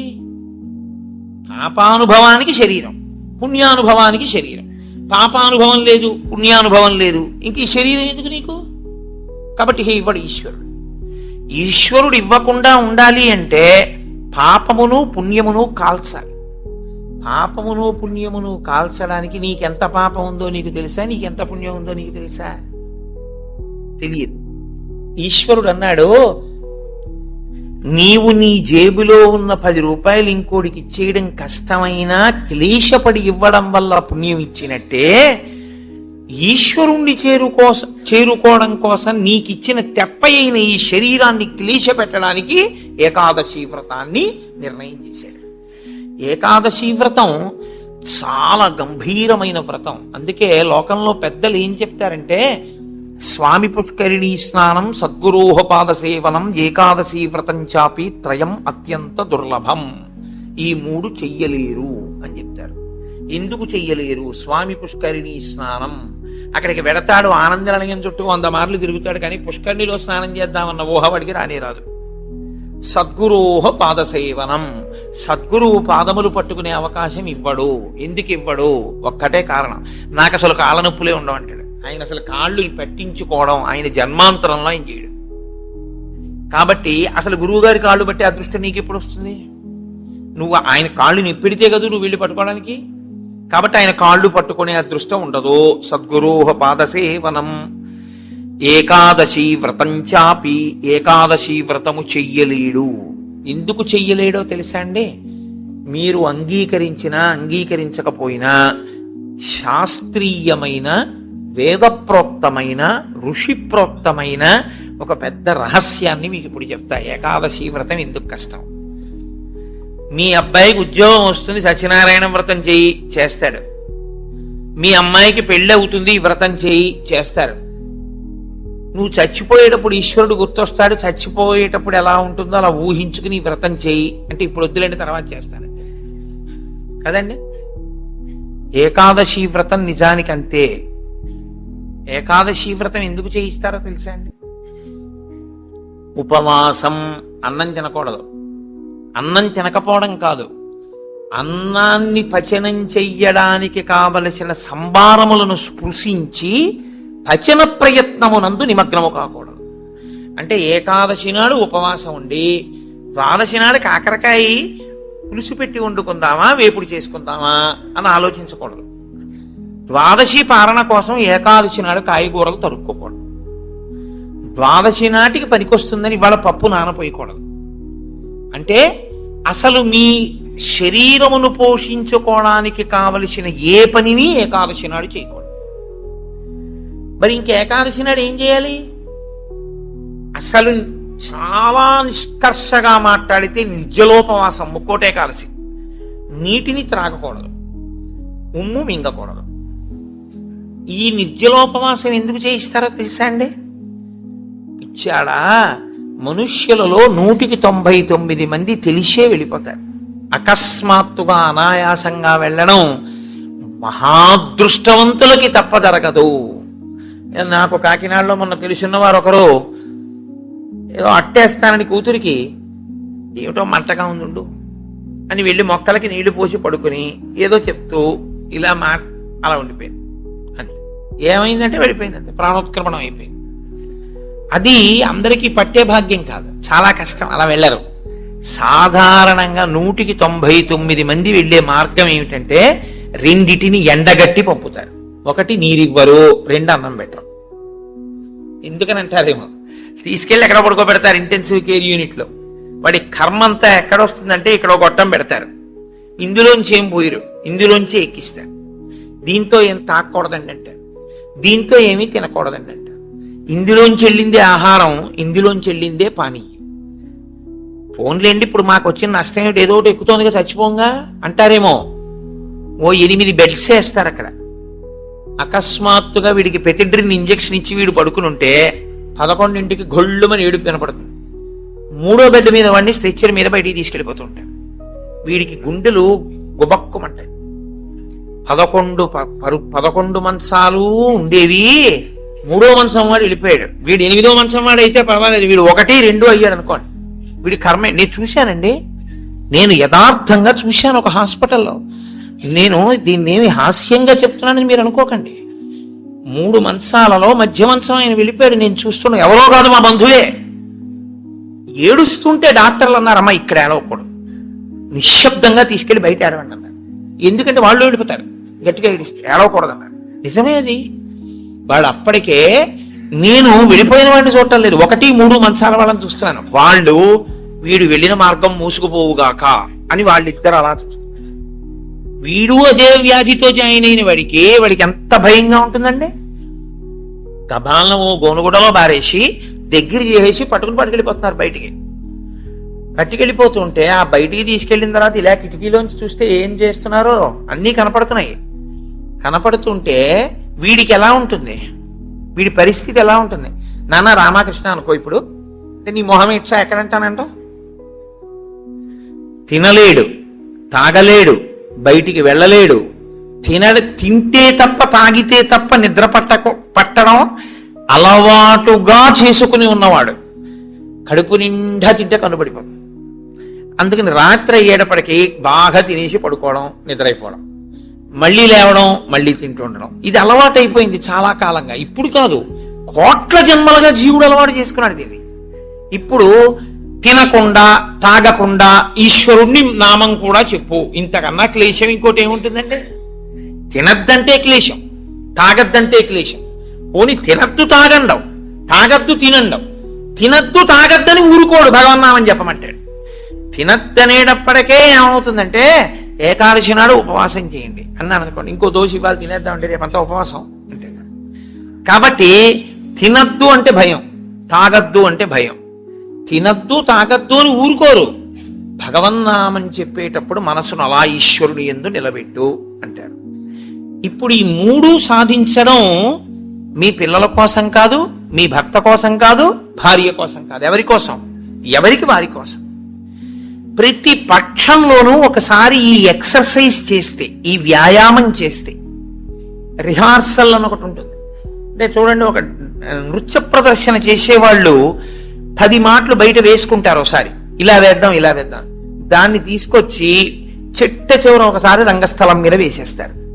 అలాగే ప్రతి పక్షంలోనూ ఒకసారి రిహార్సల్ వేస్తాడు, వెళ్ళిపోయేటటువంటి పద్ధతిని ఊహ చేస్తాడు. ఏమీ తినడం, ఏమీ తాగడం, ఈశ్వరుణ్ణే స్మరిస్తూ ఉంటాడు. ఇప్పుడు ఇది క్లేశపడిపోతూ ఉంటుంది, మనసుని మాత్రం ఈశ్వరుని ఎందే పెట్టుంచుతాడు.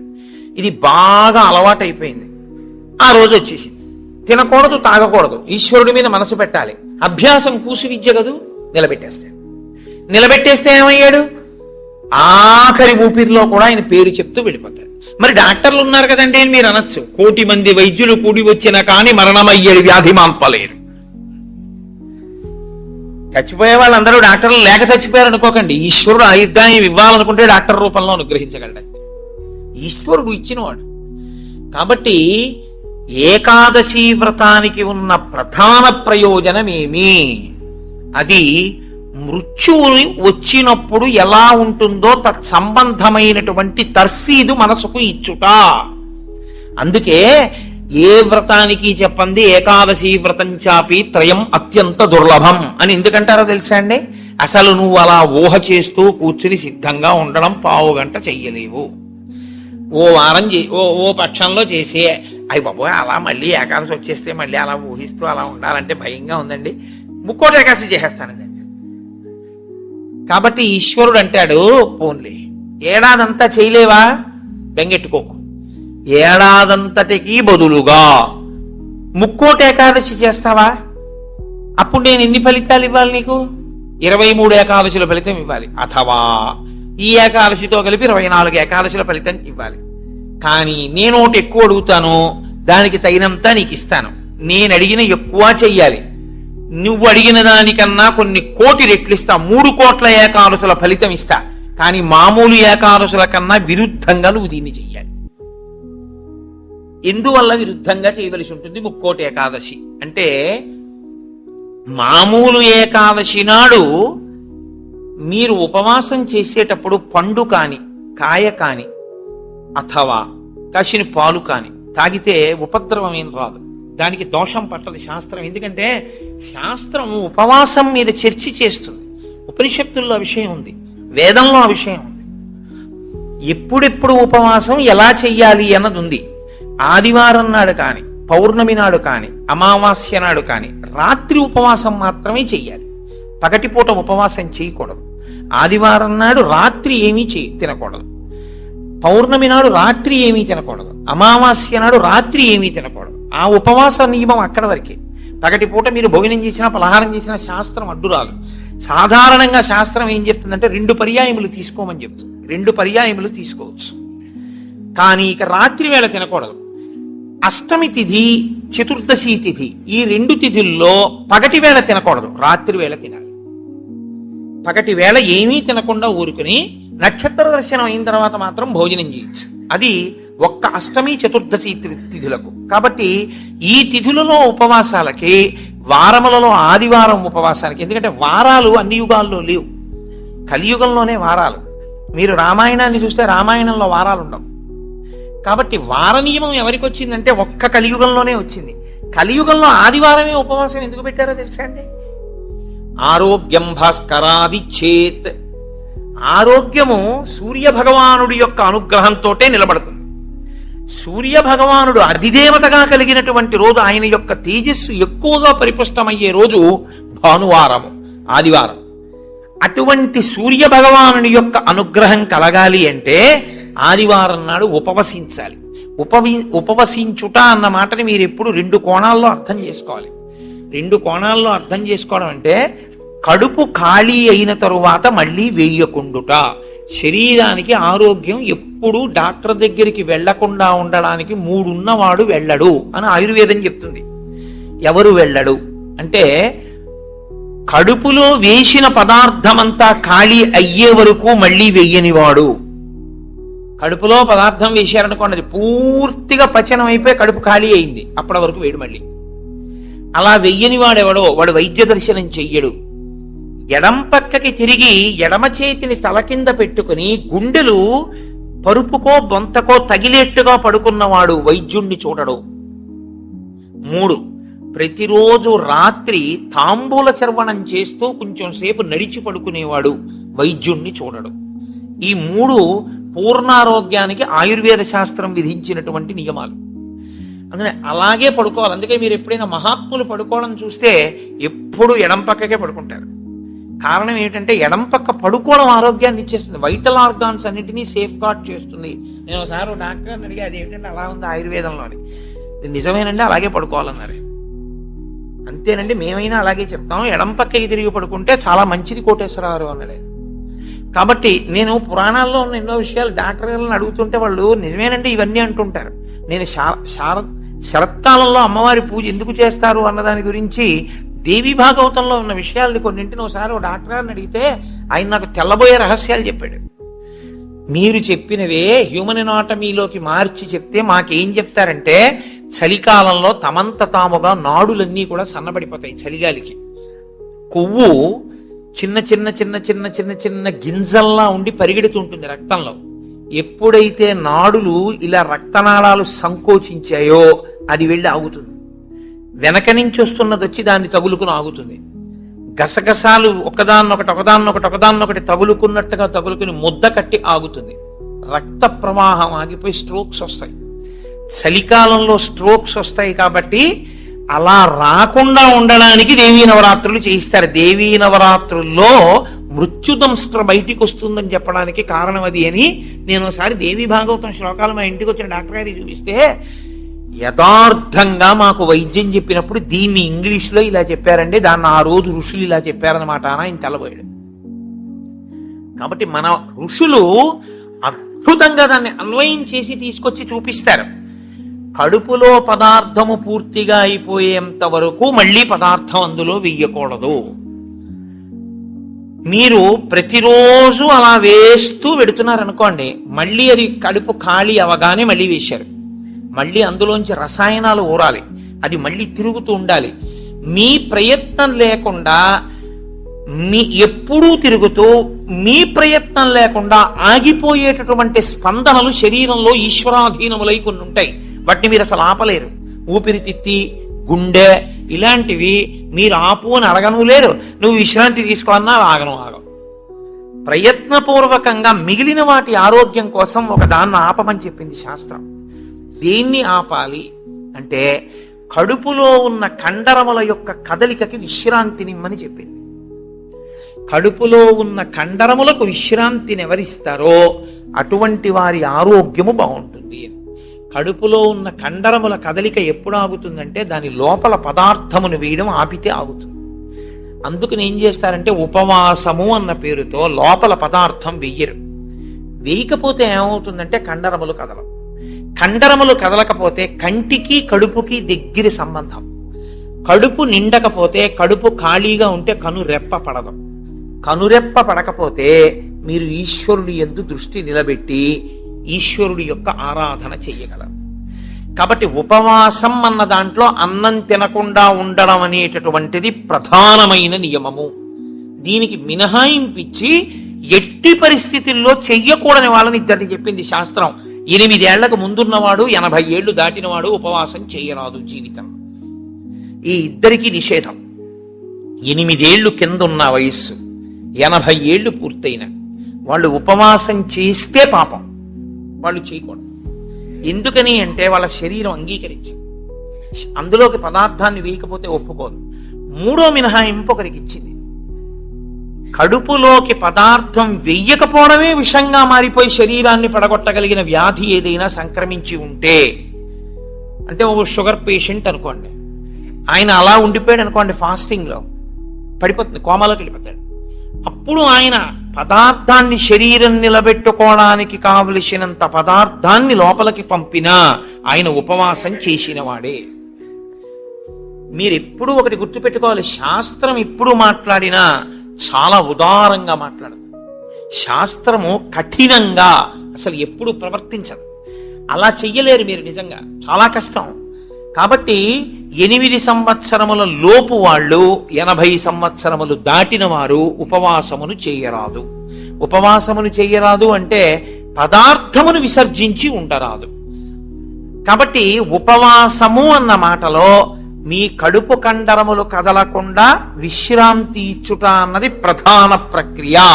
ఇది మీరు చూడండి, ఇవాళ రేపు పెద్ద పెద్ద ప్లాంట్స్ కూడా షట్ డౌన్ అంటారు, కావాలని ఆప్ చేస్తారు, వాటి లాంగివిటీ పెరుగుతుంది, జీవితకాలం పెరుగుతుందని. అదే అన్వయం ఋషులు శరీరానికి చేశారు.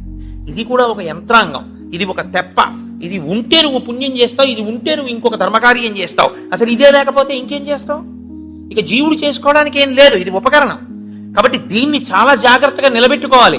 నిలబెట్టుకోవాలంటే దీని ఆయుర్దాయం పెంచాలంటే 2 రకాలుగానే పెంచాలి. ఒకటి, ఆవేశపడి ఊపిరి తీయకుండా ఉండాలి, ఎందుకంటే ఊపిరిలలో ఆయుర్దాయం ఉంటుంది కాబట్టి. 2, అదే పనిగా దొరికింది కదా అని తింటూ ఉండకూడదు, కాబట్టి ఉపవాసం చేయాలి. ఈ 2 ఎవడు చేస్తాడో వాడు దీర్ఘాయుష్మంతుడు అవుతాడు. ఎవడు దీర్ఘాయుష్మంతుడు అవుతాడో వాడు పాపం చేయడానికి దీర్ఘాయుష్మంతుడు కాకూడదు. దేనికి దీర్ఘాయుష్మంతుడు కావాలి అంటే తన జీవుణ్ణి చక్కబెట్టుకోవడానికి దీర్ఘాయుష్మంతుడు కావాలి.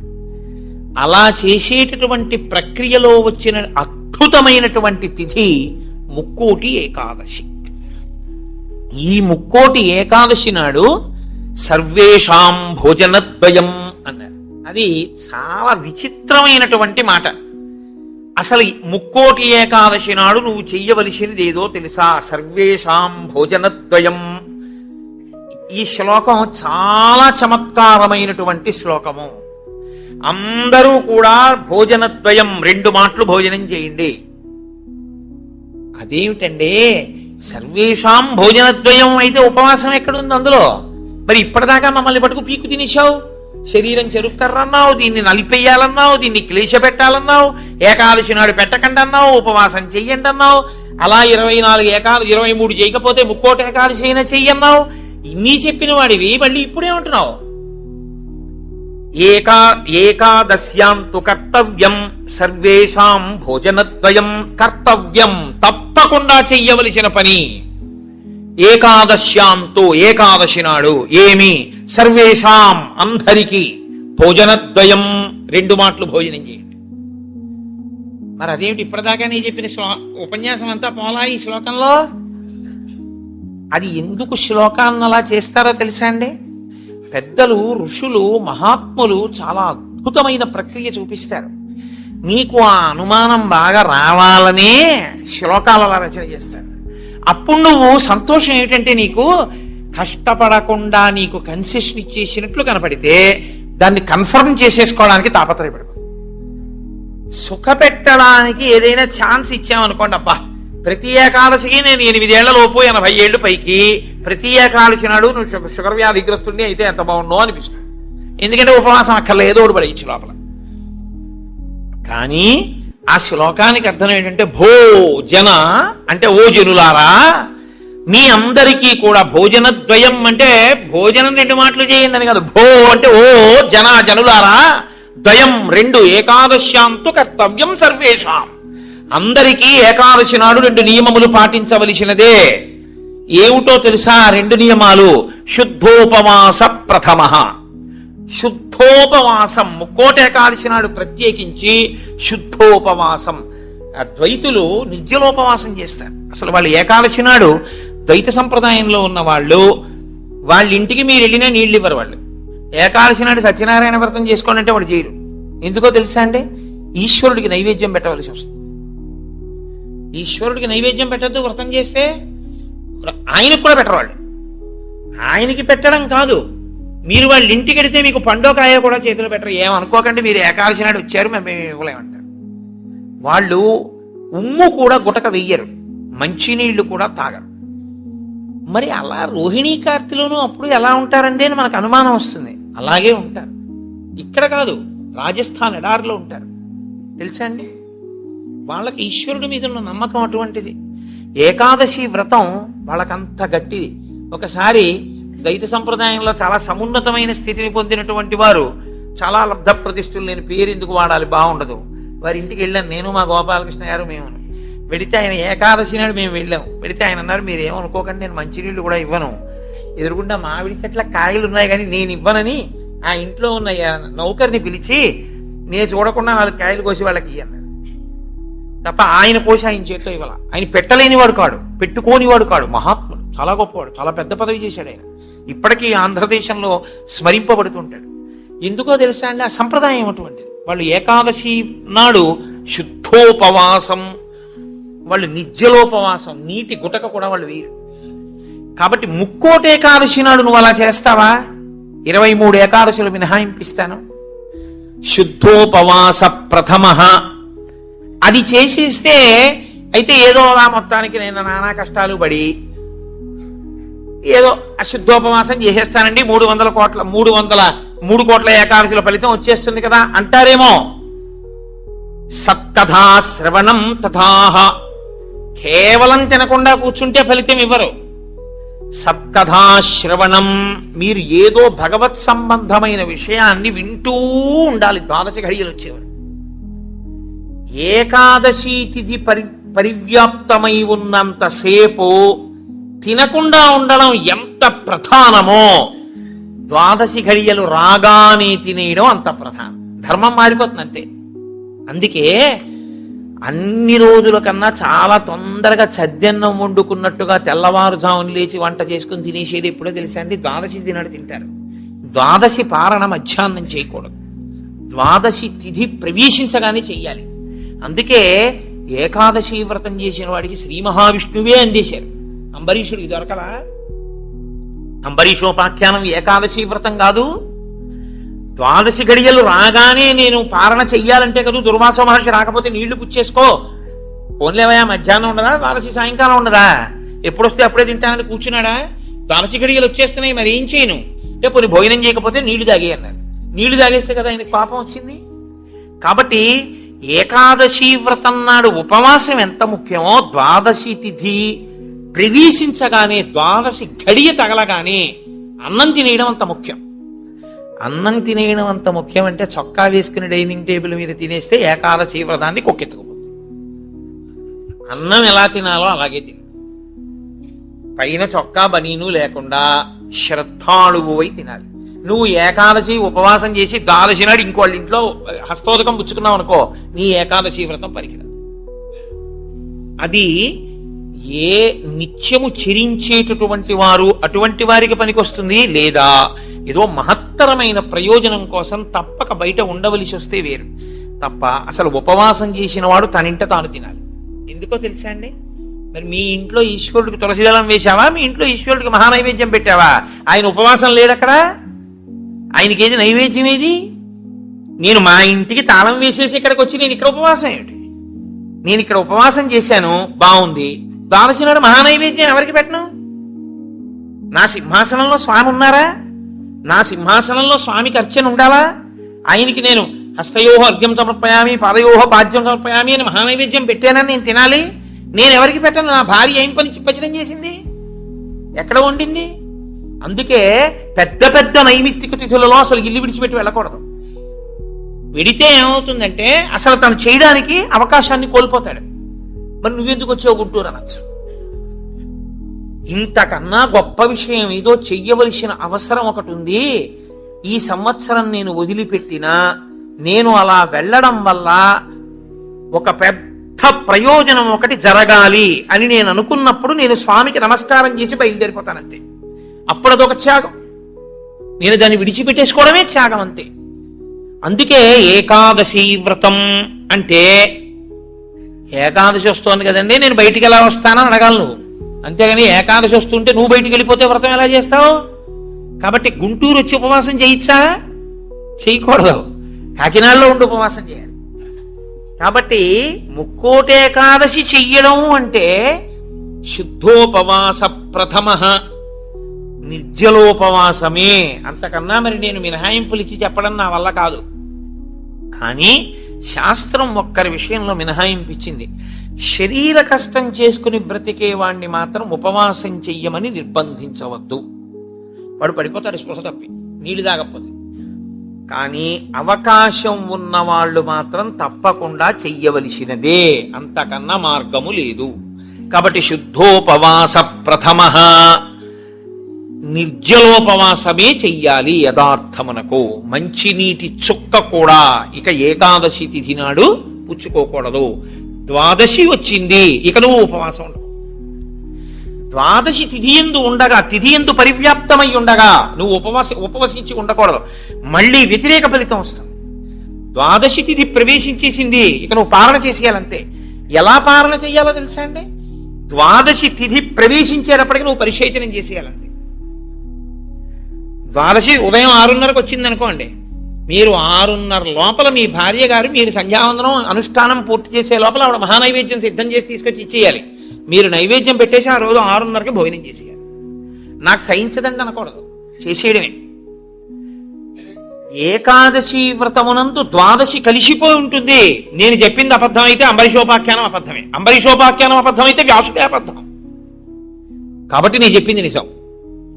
ఏకాదశి వ్రతం అంటే అంతే, అలాగే చేస్తాను. ఇలా కాని చెయ్యగలిగితే ముక్కోటి ఏకాదశి నాడు నీకు నేను 3 కోట్ల ఏకాదశులు చేసిన ఫలితాన్ని నీ ఖాతాలో వేసేస్తాను. ఎందుకో తెలుసా? 1 శరీరమును క్లేశపెట్టావు, 2 మనసును ఏకాగ్రతతో నిలబెట్టావు. కాబట్టి ఏం చేయాలంటే మార్చి మార్చి మార్చి మార్చి మార్చి మార్చి భగవత్ కథ యందు కూర్చోవాలి. మరి ఇక దేనికి లేవాలి? శరీర శోధన చేయడానికి, మూత్ర విసర్జన చేయడానికి లోపలికి వెళ్ళిన నీళ్లు లేవు, మల విసర్జన చేయడానికి లోపల వేసిన పదార్థం లేదు, ఇంకెందుకు లేవడం? కాబట్టి లేవక్కర్లేదు. కాబట్టి ఏకాదశి రాగానే కూర్చుంటే ద్వాదశి వచ్చాక లేదు.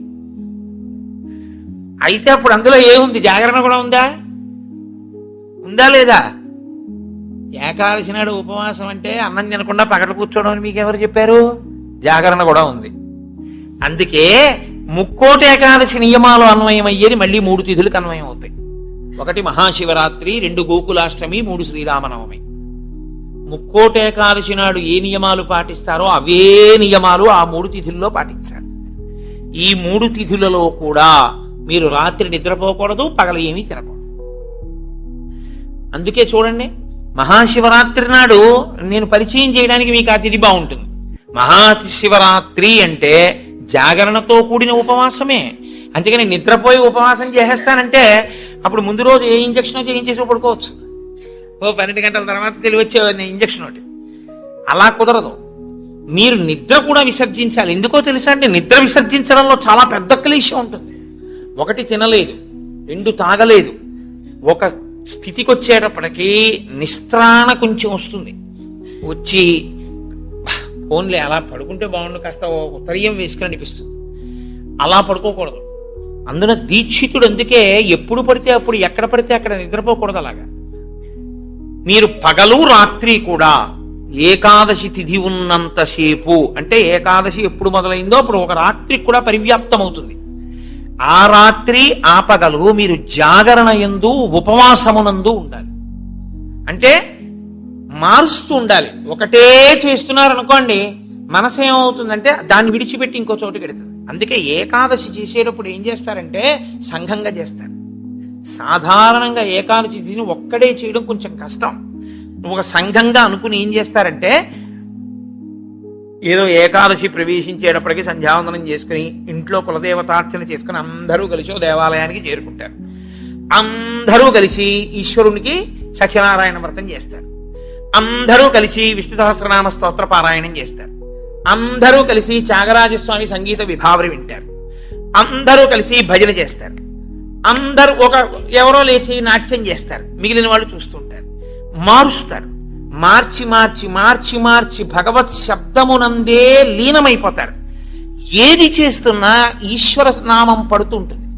ద్వాదశి నాడు అన్నం తింటుంటే ఏది విన్నా గోవింద గోవింద అని అవే వినపడుతుంటాయి. ఏదో వెంకటాచలంలో 10 రోజులు ఉండి వచ్చిన వాడికి ఎక్కడ చూసినా గోవిందా అని వినపడినట్టు ఇంకా అస్తమానం గోవిందా అని వినపడుతుంటుంది.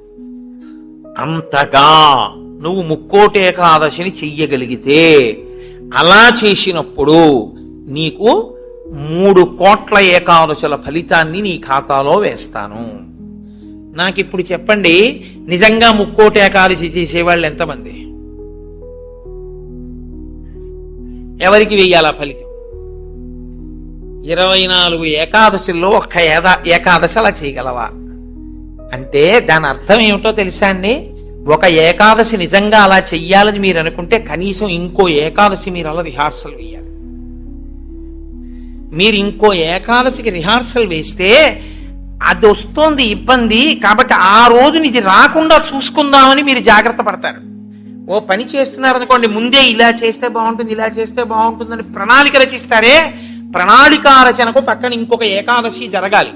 అందుకే ముక్కోటి ఏకాదశి ఒక ఏకాదశి ఎవడు చేయడు, పక్కన ఇంకో ఏకాదశి చేస్తాడు. ఏదో ఏకాదశి చేశారనుకోండి, ఓహో ఏకాదశి చేస్తే ఇదిగో ఇలా ఇలా ఇబ్బందులు ఉంటాయి.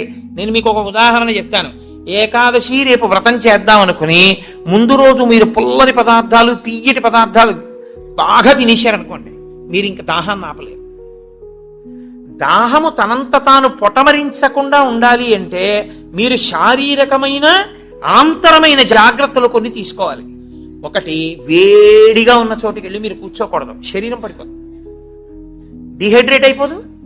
కాబట్టి అందుకే పరమేశ్వరుడు కూడా అనుకూలమైనటువంటి కాలంలో ఇచ్చాడు, పుష్యమాసంలో ఇచ్చాడు. నీటిని శరీరం ఎక్కువ డిమాండ్ చేయదు ఈ టైంలో. ఇది ఆయన పట్టుకెళ్ళి రోహిణీ కార్తీలో పెట్టాడు అనుకోండి, అసలు ఉండడు ఎవడు చేసేవాడు కదండి. అందుకని పట్టుకొచ్చి హేమంత ఋతువులో పెట్టాడు, తనంత తాను పైనుంచి చల్లగా ఉంటుంది. కాబట్టి ఏకాదశి చెయ్యడం అంటే దాని అర్థం ఏమిటో తెలుసా అండి? దానికి 3 రోజులు ముందు నుంచి మీరు పదార్థముల మీద అదుపులోకి వచ్చేయాలి. ఇక ఒక్కసారి అది తింటే మళ్ళీ ప్రయత్నపూర్వకంగా మీరు మంచినీళ్లు తాగాలనుకుంటే తప్ప దాహం వేయకుండా శరీరం నిలబడగలిగినటువంటి రీతిలో ఆహారం ఏది ఉంటుందో అటువంటి ఆహారాన్ని ఎంచి అంత సాత్విక ఆహారంతో నిలబెట్టాలి. నిలబెడితే ముక్కోటి ఏకాదశి నాడు నీళ్ళు అడగకుండా ఉంటుంది, శక్తి లోపల నిలబడుతుంది. అంతకు ముందు కొన్ని రోజుల పాటు మీలోని శక్తిని క్షయం చేసేయకుండా మీరు ఉండాలి, మీ తేజోక్షయం చేయకూడదు. అంతకన్నా ఇంకో మాట నేను చెప్పను. అలా మీరు నిలబడగలిగితే ముక్కోటి ఏకాదశికి మీరు సిద్ధపడగలుగుతారు. అకస్మాత్తుగా ముక్కోటి ఏకాదశి ఓటీ చేసేస్తానంటే కుదరదు. కాబట్టి అసలు ముక్కోటి ఏకాదశి అన్నదాని యందు ఎంత సత్యమైన వాక్కులున్నాయో, శరీరమును క్లేశ పెట్టడం అనేటటువంటిది శాస్త్రమునందు ప్రతి 11 రోజుల్లో ఒక రోజు తప్పదు. ఏకాదశి అంటే ఆ 11 ఈశ్వరుని యందు నిలబడాలి. 5 జ్ఞానేంద్రియాలు, 5 కర్మేంద్రియాలు, మనస్సు 11 నిలబెట్టాలి.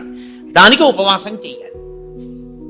అథవా ముక్కోటి ఏకాదశి నాడు చెయ్యగలిగినటువంటి ఈ పరిస్థితులన్నింటినీ మీరు సమన్వయం చేసుకున్నా, శరీరాన్ని నిలబెట్టినా, మీ మనసుని తీసుకెళ్లి ఈశ్వరుడి దగ్గర పెట్టడం మాత్రం అంత తేలికైన విషయం కాదు. కాబట్టి నేను మిమ్మల్ని అందరినీ నిరుత్సాహపరుస్తున్నాను అని మీరు అనుకోవద్దు. మీరు ఎప్పుడూ ఒక్క విషయం గుర్తుపెట్టుకోండి, మీరు ఏం చేశారు అన్నదాన్ని బట్టి 100% సిలబస్ బట్టి మార్కులు ఈశ్వరుడు వేయడు. మీ ప్రయత్నాన్ని చూసి హర్షించి వేసేస్తాడు. అసలు మీరు సంకల్పం ఒకటి చేశారనుకోండి, వచ్చే సంవత్సరం ముక్కోటి ఏకాదశి మనం ఎలా చేసుకుందాం అని ఓ 10 మంది పెద్దలు కూర్చుని వచ్చే ఏడాది మన దేవాలయంలో ముక్కోటి ఏకాదశి చేద్దాం, వచ్చే ఏడాది ముక్కోటి ఏకాదశి చేయడానికి నిజంగా అలా శరీరంలో పదార్థం వెయ్యకపోయినా నిలబడగలిగిన శరీరాలు ఇన్నున్నాయి. ఇందులో ఎంతమంది ఆ దారుఢ్యం ఉన్న వాళ్ళు ఉన్నారు? వాళ్ళని సప్తమి తిథి నుంచే మనం ఎలా సిద్ధం చేద్దాం. వాళ్ళని సిద్ధం చేసి ముక్కోటి ఏకాదశి నాడు ఎంతసేపు ఉండగలిగితే అంతసేపు ఉంటాడు. ఇక తప్పలేదు, 4 నీళ్లు గుటకలు వేయవలసి ఉంటుంది. నన్ను నమ్మండి, మీ ఉపవాసం పాడవు. అది పుచ్చుకోపోతే శరీరం పడిపోతుంది. ఇప్పుడు ధర్మం ఏమైపోతుందో తెలుసా అండి? ఆమరణ నిరాహార దీక్ష శాస్త్రమునందు అత్యంత మహాపాపము. మీ శరీరం పడిపోయే వరకు మీరు మీ ఏమీ తినను, ఏమీ తాగదు అని భీష్మిస్తే ఆ వ్రతఫలం ఇవ్వరు, పిశాచత్వం ఇస్తారు. అన్నం తినకుండా నీళ్లు పుచ్చుకోకుండా ఎవడైనా శరీరాన్ని పడగొడితే వాడి జీవుణ్ణి పిశాచంలోకి ప్రవేశపెడతారు. అందుకని ఇప్పుడు మీ ప్రయత్నం మీరు చేశారు, ఇక శరీరం పడిపోతుంది, తప్పదు, నీళ్లు పుచ్చుకోవాలి. ఇప్పుడు మీరు ఎంత నీరు తాగితే శరీరం నిలబడుతుందో అన్ని నీళ్లు తాగారు, అది ఉపవాసంలో అంతర్భాగం అయిపోతుంది. ఇప్పుడు ఒక్క అరటిపండు లోపల వేయకపోతే శరీరం నిలబడదు. ఓ అరటిపండు లోపల పడేశారు, మీకు ఉపవాసమునకు భంగము రాదు. కాబట్టి గురుముఖత చాలా జాగ్రత్తగా శాస్త్రము చెప్పిన నియమములను బాగా విని, అసలు దాని మీద తర్ఫీదు ఏడాది మొదలుపెట్టారనుకోండి, మీరు చాలా తక్కువ మందితో మేము ఇలా చేస్తాం అన్న సంకల్పం 1. 2, అన్నిటికన్నా ప్రధానంగా దృష్టిలో పెట్టుకుని చెయ్యవలసింది ఏమిటో తెలుసా అండి? నీరు పుచ్చుకోకుండా ఆహారము పుచ్చుకోనప్పుడు మనసు ఆ స్థితికి వెడుతున్నప్పుడు ఎంత ఖేదపడుతుందో ఇప్పుడు అర్థమవుతోంది. ఇప్పుడు మనసు నిలబెట్టడం అనేది ఎంత కష్టమో తర్ఫీదు చేస్తానంటూ నిలబెడుతున్నాడు అనుకోండి, వాడు ఆఖరికి ఈశ్వరుని ఎందుకు కలిసిపోతాడు. ఆ ఒక్క ప్రయత్నం వాడికి మనసు లొంగిపోతుంది, అంతే. లొంగిపోయి ఈశ్వరనామమును ఎంత ఖేదంలోనైనా చెప్పడం వాడికి అలవాటు అవుతుంది. దీనికి ముక్కోటి ఏకాదశి వచ్చింది. అయితే ముక్కోటి ఏకాదశి నాడు జరిగేటటువంటి క్రతువులలో ఒక భాగంగా ఉత్తరద్వార దర్శనము అని ఒకటి ఉంటుంది. ఇది మళ్ళీ సంప్రదాయంలో ఒక్క వైష్ణవ దేవాలయాల్లోనే. అసలు ఇంకా నేను పరమ సత్యం చెప్పవలసి వస్తే ఇది యథార్థమునకు ఒక్క శ్రీరంగ క్షేత్రమునకే సంబంధించింది. అందుకే ఉత్తర ద్వారం తీయడం అన్నది ఒక్క శ్రీరంగ క్షేత్రానికే ఉంది. అసలు నిజానికి మిగిలిన క్షేత్రాల్లో ఉత్తర ద్వారాలు తీయడాలనే మాటలు లేవు. కాలక్రమంలో ఏమైందంటే అందరూ శ్రీరంగ క్షేత్రానికి వెళ్ళి ఇన్ని కోట్ల మంది ఉత్తర ద్వార ప్రవేశం చేయలేరు. కాబట్టి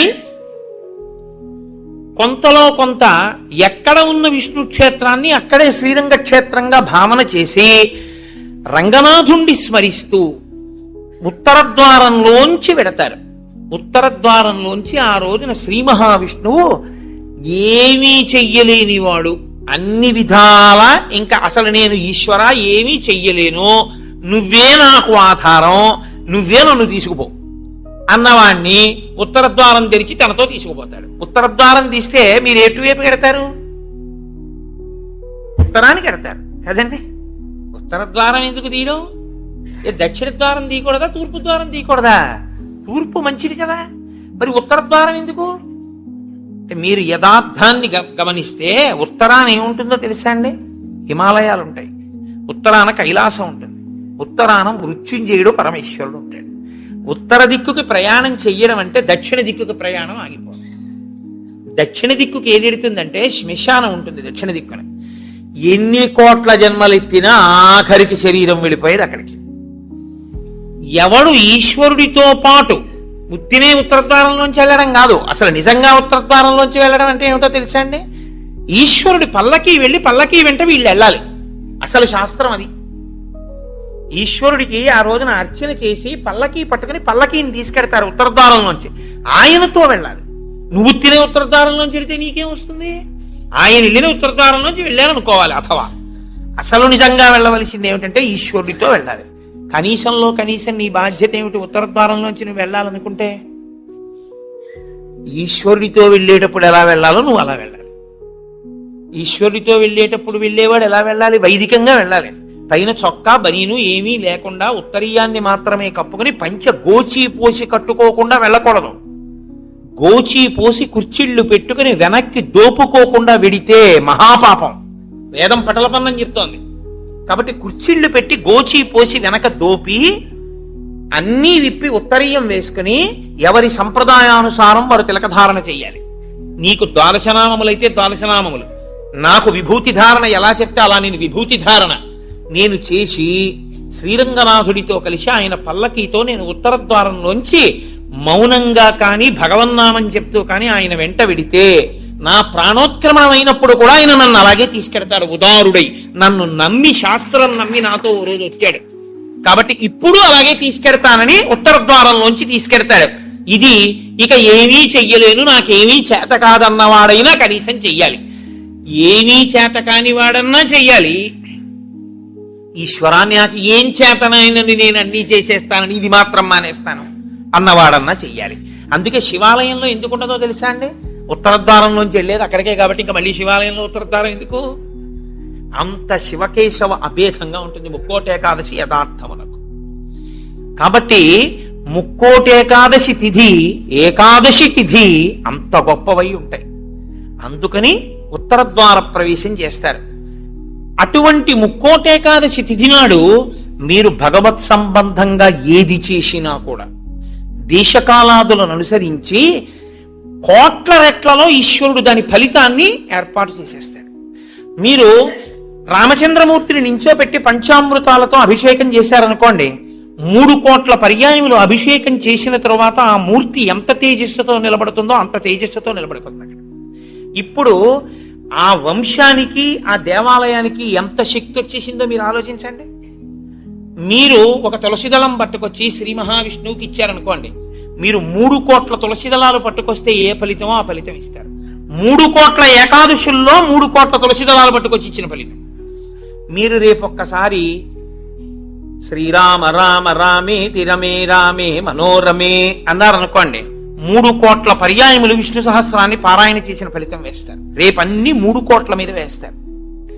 రేపు మీరేమీ చేయలేదనుకోండి, 3 కోట్ల పాపాలు చేసిన ఫలితం వేస్తారు.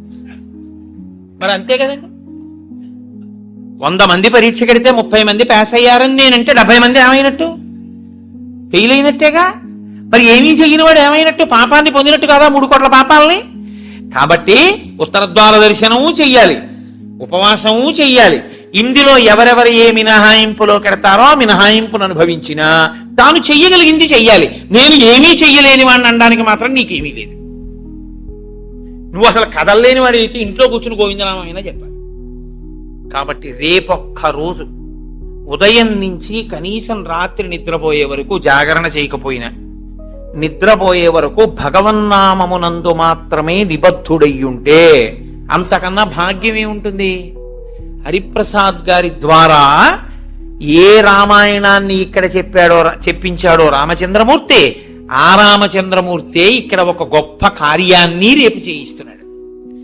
రేపు శ్రీరామాయణం జరిగిన 42 రోజులు ఏ మూర్తులు, ఏ స్వామి, నేను మూర్తులు అనడం కూడా నాకు ఇష్టం ఉండదు, ఏ స్వామి ఆ వేదిక మీద కూర్చుని చెప్పించారో ఆ స్వామి రేపు ఇక్కడి నుంచి బయలుదేరి, నాకు ఆ అడ్రస్ కరెక్ట్గా తెలియదు, హరిప్రసాద్ గారు చెప్తారు, అక్కడికి విరాజమానుడవుతాడు. రేపు స్వామితో పాటు నడవడం అదృష్టం కదండి. ఉత్తరద్వార దర్శనం చేసుకుని రేపు స్వామితో పాటు రామనామం చెప్తూ మనం అందరం ఆ ప్రదేశానికి చేరుకోగలిగితే అక్కడ స్వామికి పంచామృతాభిషేకాలు చేసి స్వామిని పెడతారు.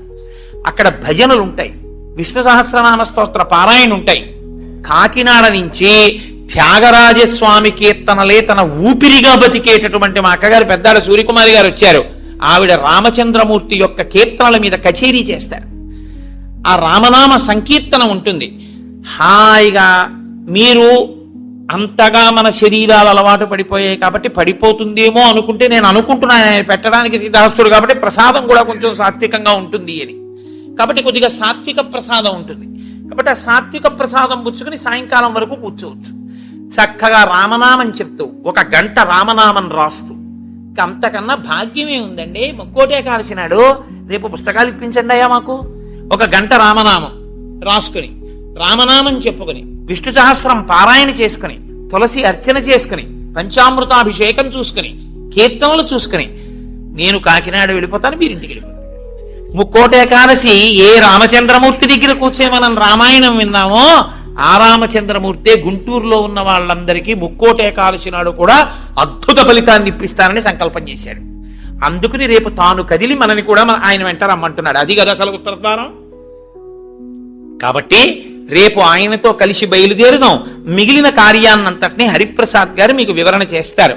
ఇంకొక విషయం, మృగశిరా నక్షత్ర సంజాతులైనటువంటి జగద్గురువులు, మహాపురుషులు, ప్రాతస్మరణీయులు ఎవరి పేరు స్మరించినంత మాత్రం చేత అజ్ఞానాం జాహ్నవీ తీర్థం, సర్వేషాం సుఖదం తీర్థం, భారతీ తీర్థమాశ్రయే. ఆయన మహానుభావుడు. సర్వేషాం సుఖదం, ప్రతి వారికి సుఖమునివ్వగలిగినటువంటి వారు, అజ్ఞానులైనటువంటి వారికి గంగా తీర్థము వంటి వారు.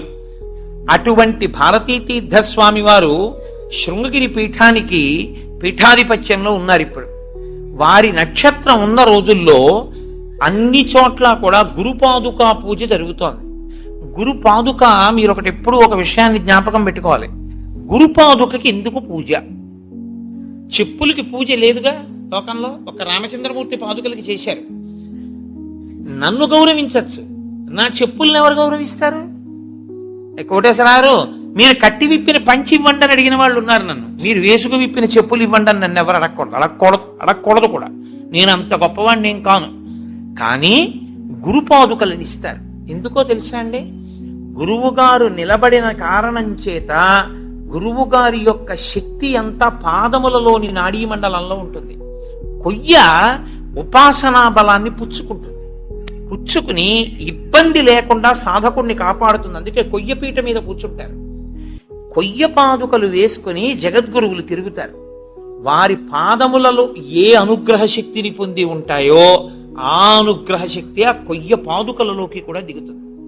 పాదుకలకి పూజ ఒకటి, పాదములకు పూజ ఒకటి కాదు. పాదుకా పూజయే పాద పూజ. పాద పూజ కన్నా పాదుకా పూజ గొప్పది. ఎందుకో తెలుసా అండి? పాదాలకి పూజ చేయడంలో కనీసం నీ అహంకారం అడ్డు రాకుండా ఉంటుంది. ఆయన మహాత్ముడు రావు, ఒకసారి నమస్కారం పెడదా ఉంటావు. ఆయన వేసుకు విప్పిన పాదుకలు రా అని నమస్కారం పెట్టాలంటే నువ్వు బాగా అహంకార పరిత్యాగం చేసి ఉండాలి. అప్పుడు నీ యందు గురుకటాక్షం బాగా ప్రసరిస్తుంది. ఎవరికి గురుకటాక్షం ప్రసరిస్తుందో వారికి పరబ్రహ్మమే అనుగ్రహిస్తుంది. కాబట్టి అటువంటి గురుపాదుకా పూజలు అనేక చోట్ల ప్రారంభమయ్యాయి. 3-4 ప్రదేశాల్లో జరిగేట. మీ అదృష్ట విశేషం ఏమిటంటే ఇక్కడ గుంటూరుకి కల్పవృక్షంలో దొరికారు హరిప్రసాద్ గారు. శృంగగిరి పీఠాధిపతులకి వారి ఎందున్న వాత్సల్యం చేత ఈ మృగశిర నక్షత్రంలో ఈసారి వచ్చేటటువంటి విరోధీనామ సంవత్సర పుష్య శుక్ల చతుర్దశి అంటే పగటిపూట ఉపవాసం చేయవలసిన తిథి. పుష్య శుక్ల చతుర్దశి బుధవారం నాడు గుంటూరు శృంగగిరి పీఠంలో గురుపాదుకా పూజ జరుగుతుంది. కాబట్టి ఆ వేళలో వారు చెప్తారు, మీ అందరూ చక్కగా గురుపాదుకా పూజలో కూడా పాల్గొని తత్సంబంధమైనటువంటి ప్రసాదమును పొంది గురువుగారి యొక్క అనుగ్రహమును సంపూర్ణముగా పొందెదరుగాక అని మీకు నేను ఈ విషయాన్ని కూడా విజ్ఞాపన చేస్తూ ఇతర వివరములను మాన్య శ్రీ హరిప్రసాద్ గారు వివరిస్తారు. ఇక్కడతో నా ఉపన్యాసాన్ని పూర్తి చేస్తూ మంగళాశాసనపరై మదాచార్య పురోగమై సర్వైశ్చ పూర్వైరాచార్యై తత్కృతాయాస్తు మంగళం. మంగళం కోసలేంద్రాయ మహనీయ గుణాత్మనే చక్రవర్తి తనూజాయ సర్వభౌమాయ మంగళం. ఉమాకాంతాయ కాంతాయ కామితార్థప్రదాయినే శ్రీగిరీశాయ దేవాయ మలినాథాయ మంగళం. కరచరణకృతం వా కర్మవాక్కాయజం వా శ్రవణనైనజం వా మానసం వాపరాధం విహితం వా సర్వమేత్తక్షమస్వా శివ శివ కరుణాబ్ధే శ్రీ మహాదేవ శంభో. సర్వం శ్రీ ఉమామహేశ్వర పరబ్రహ్మార్పణమస్తు. స్వస్తి.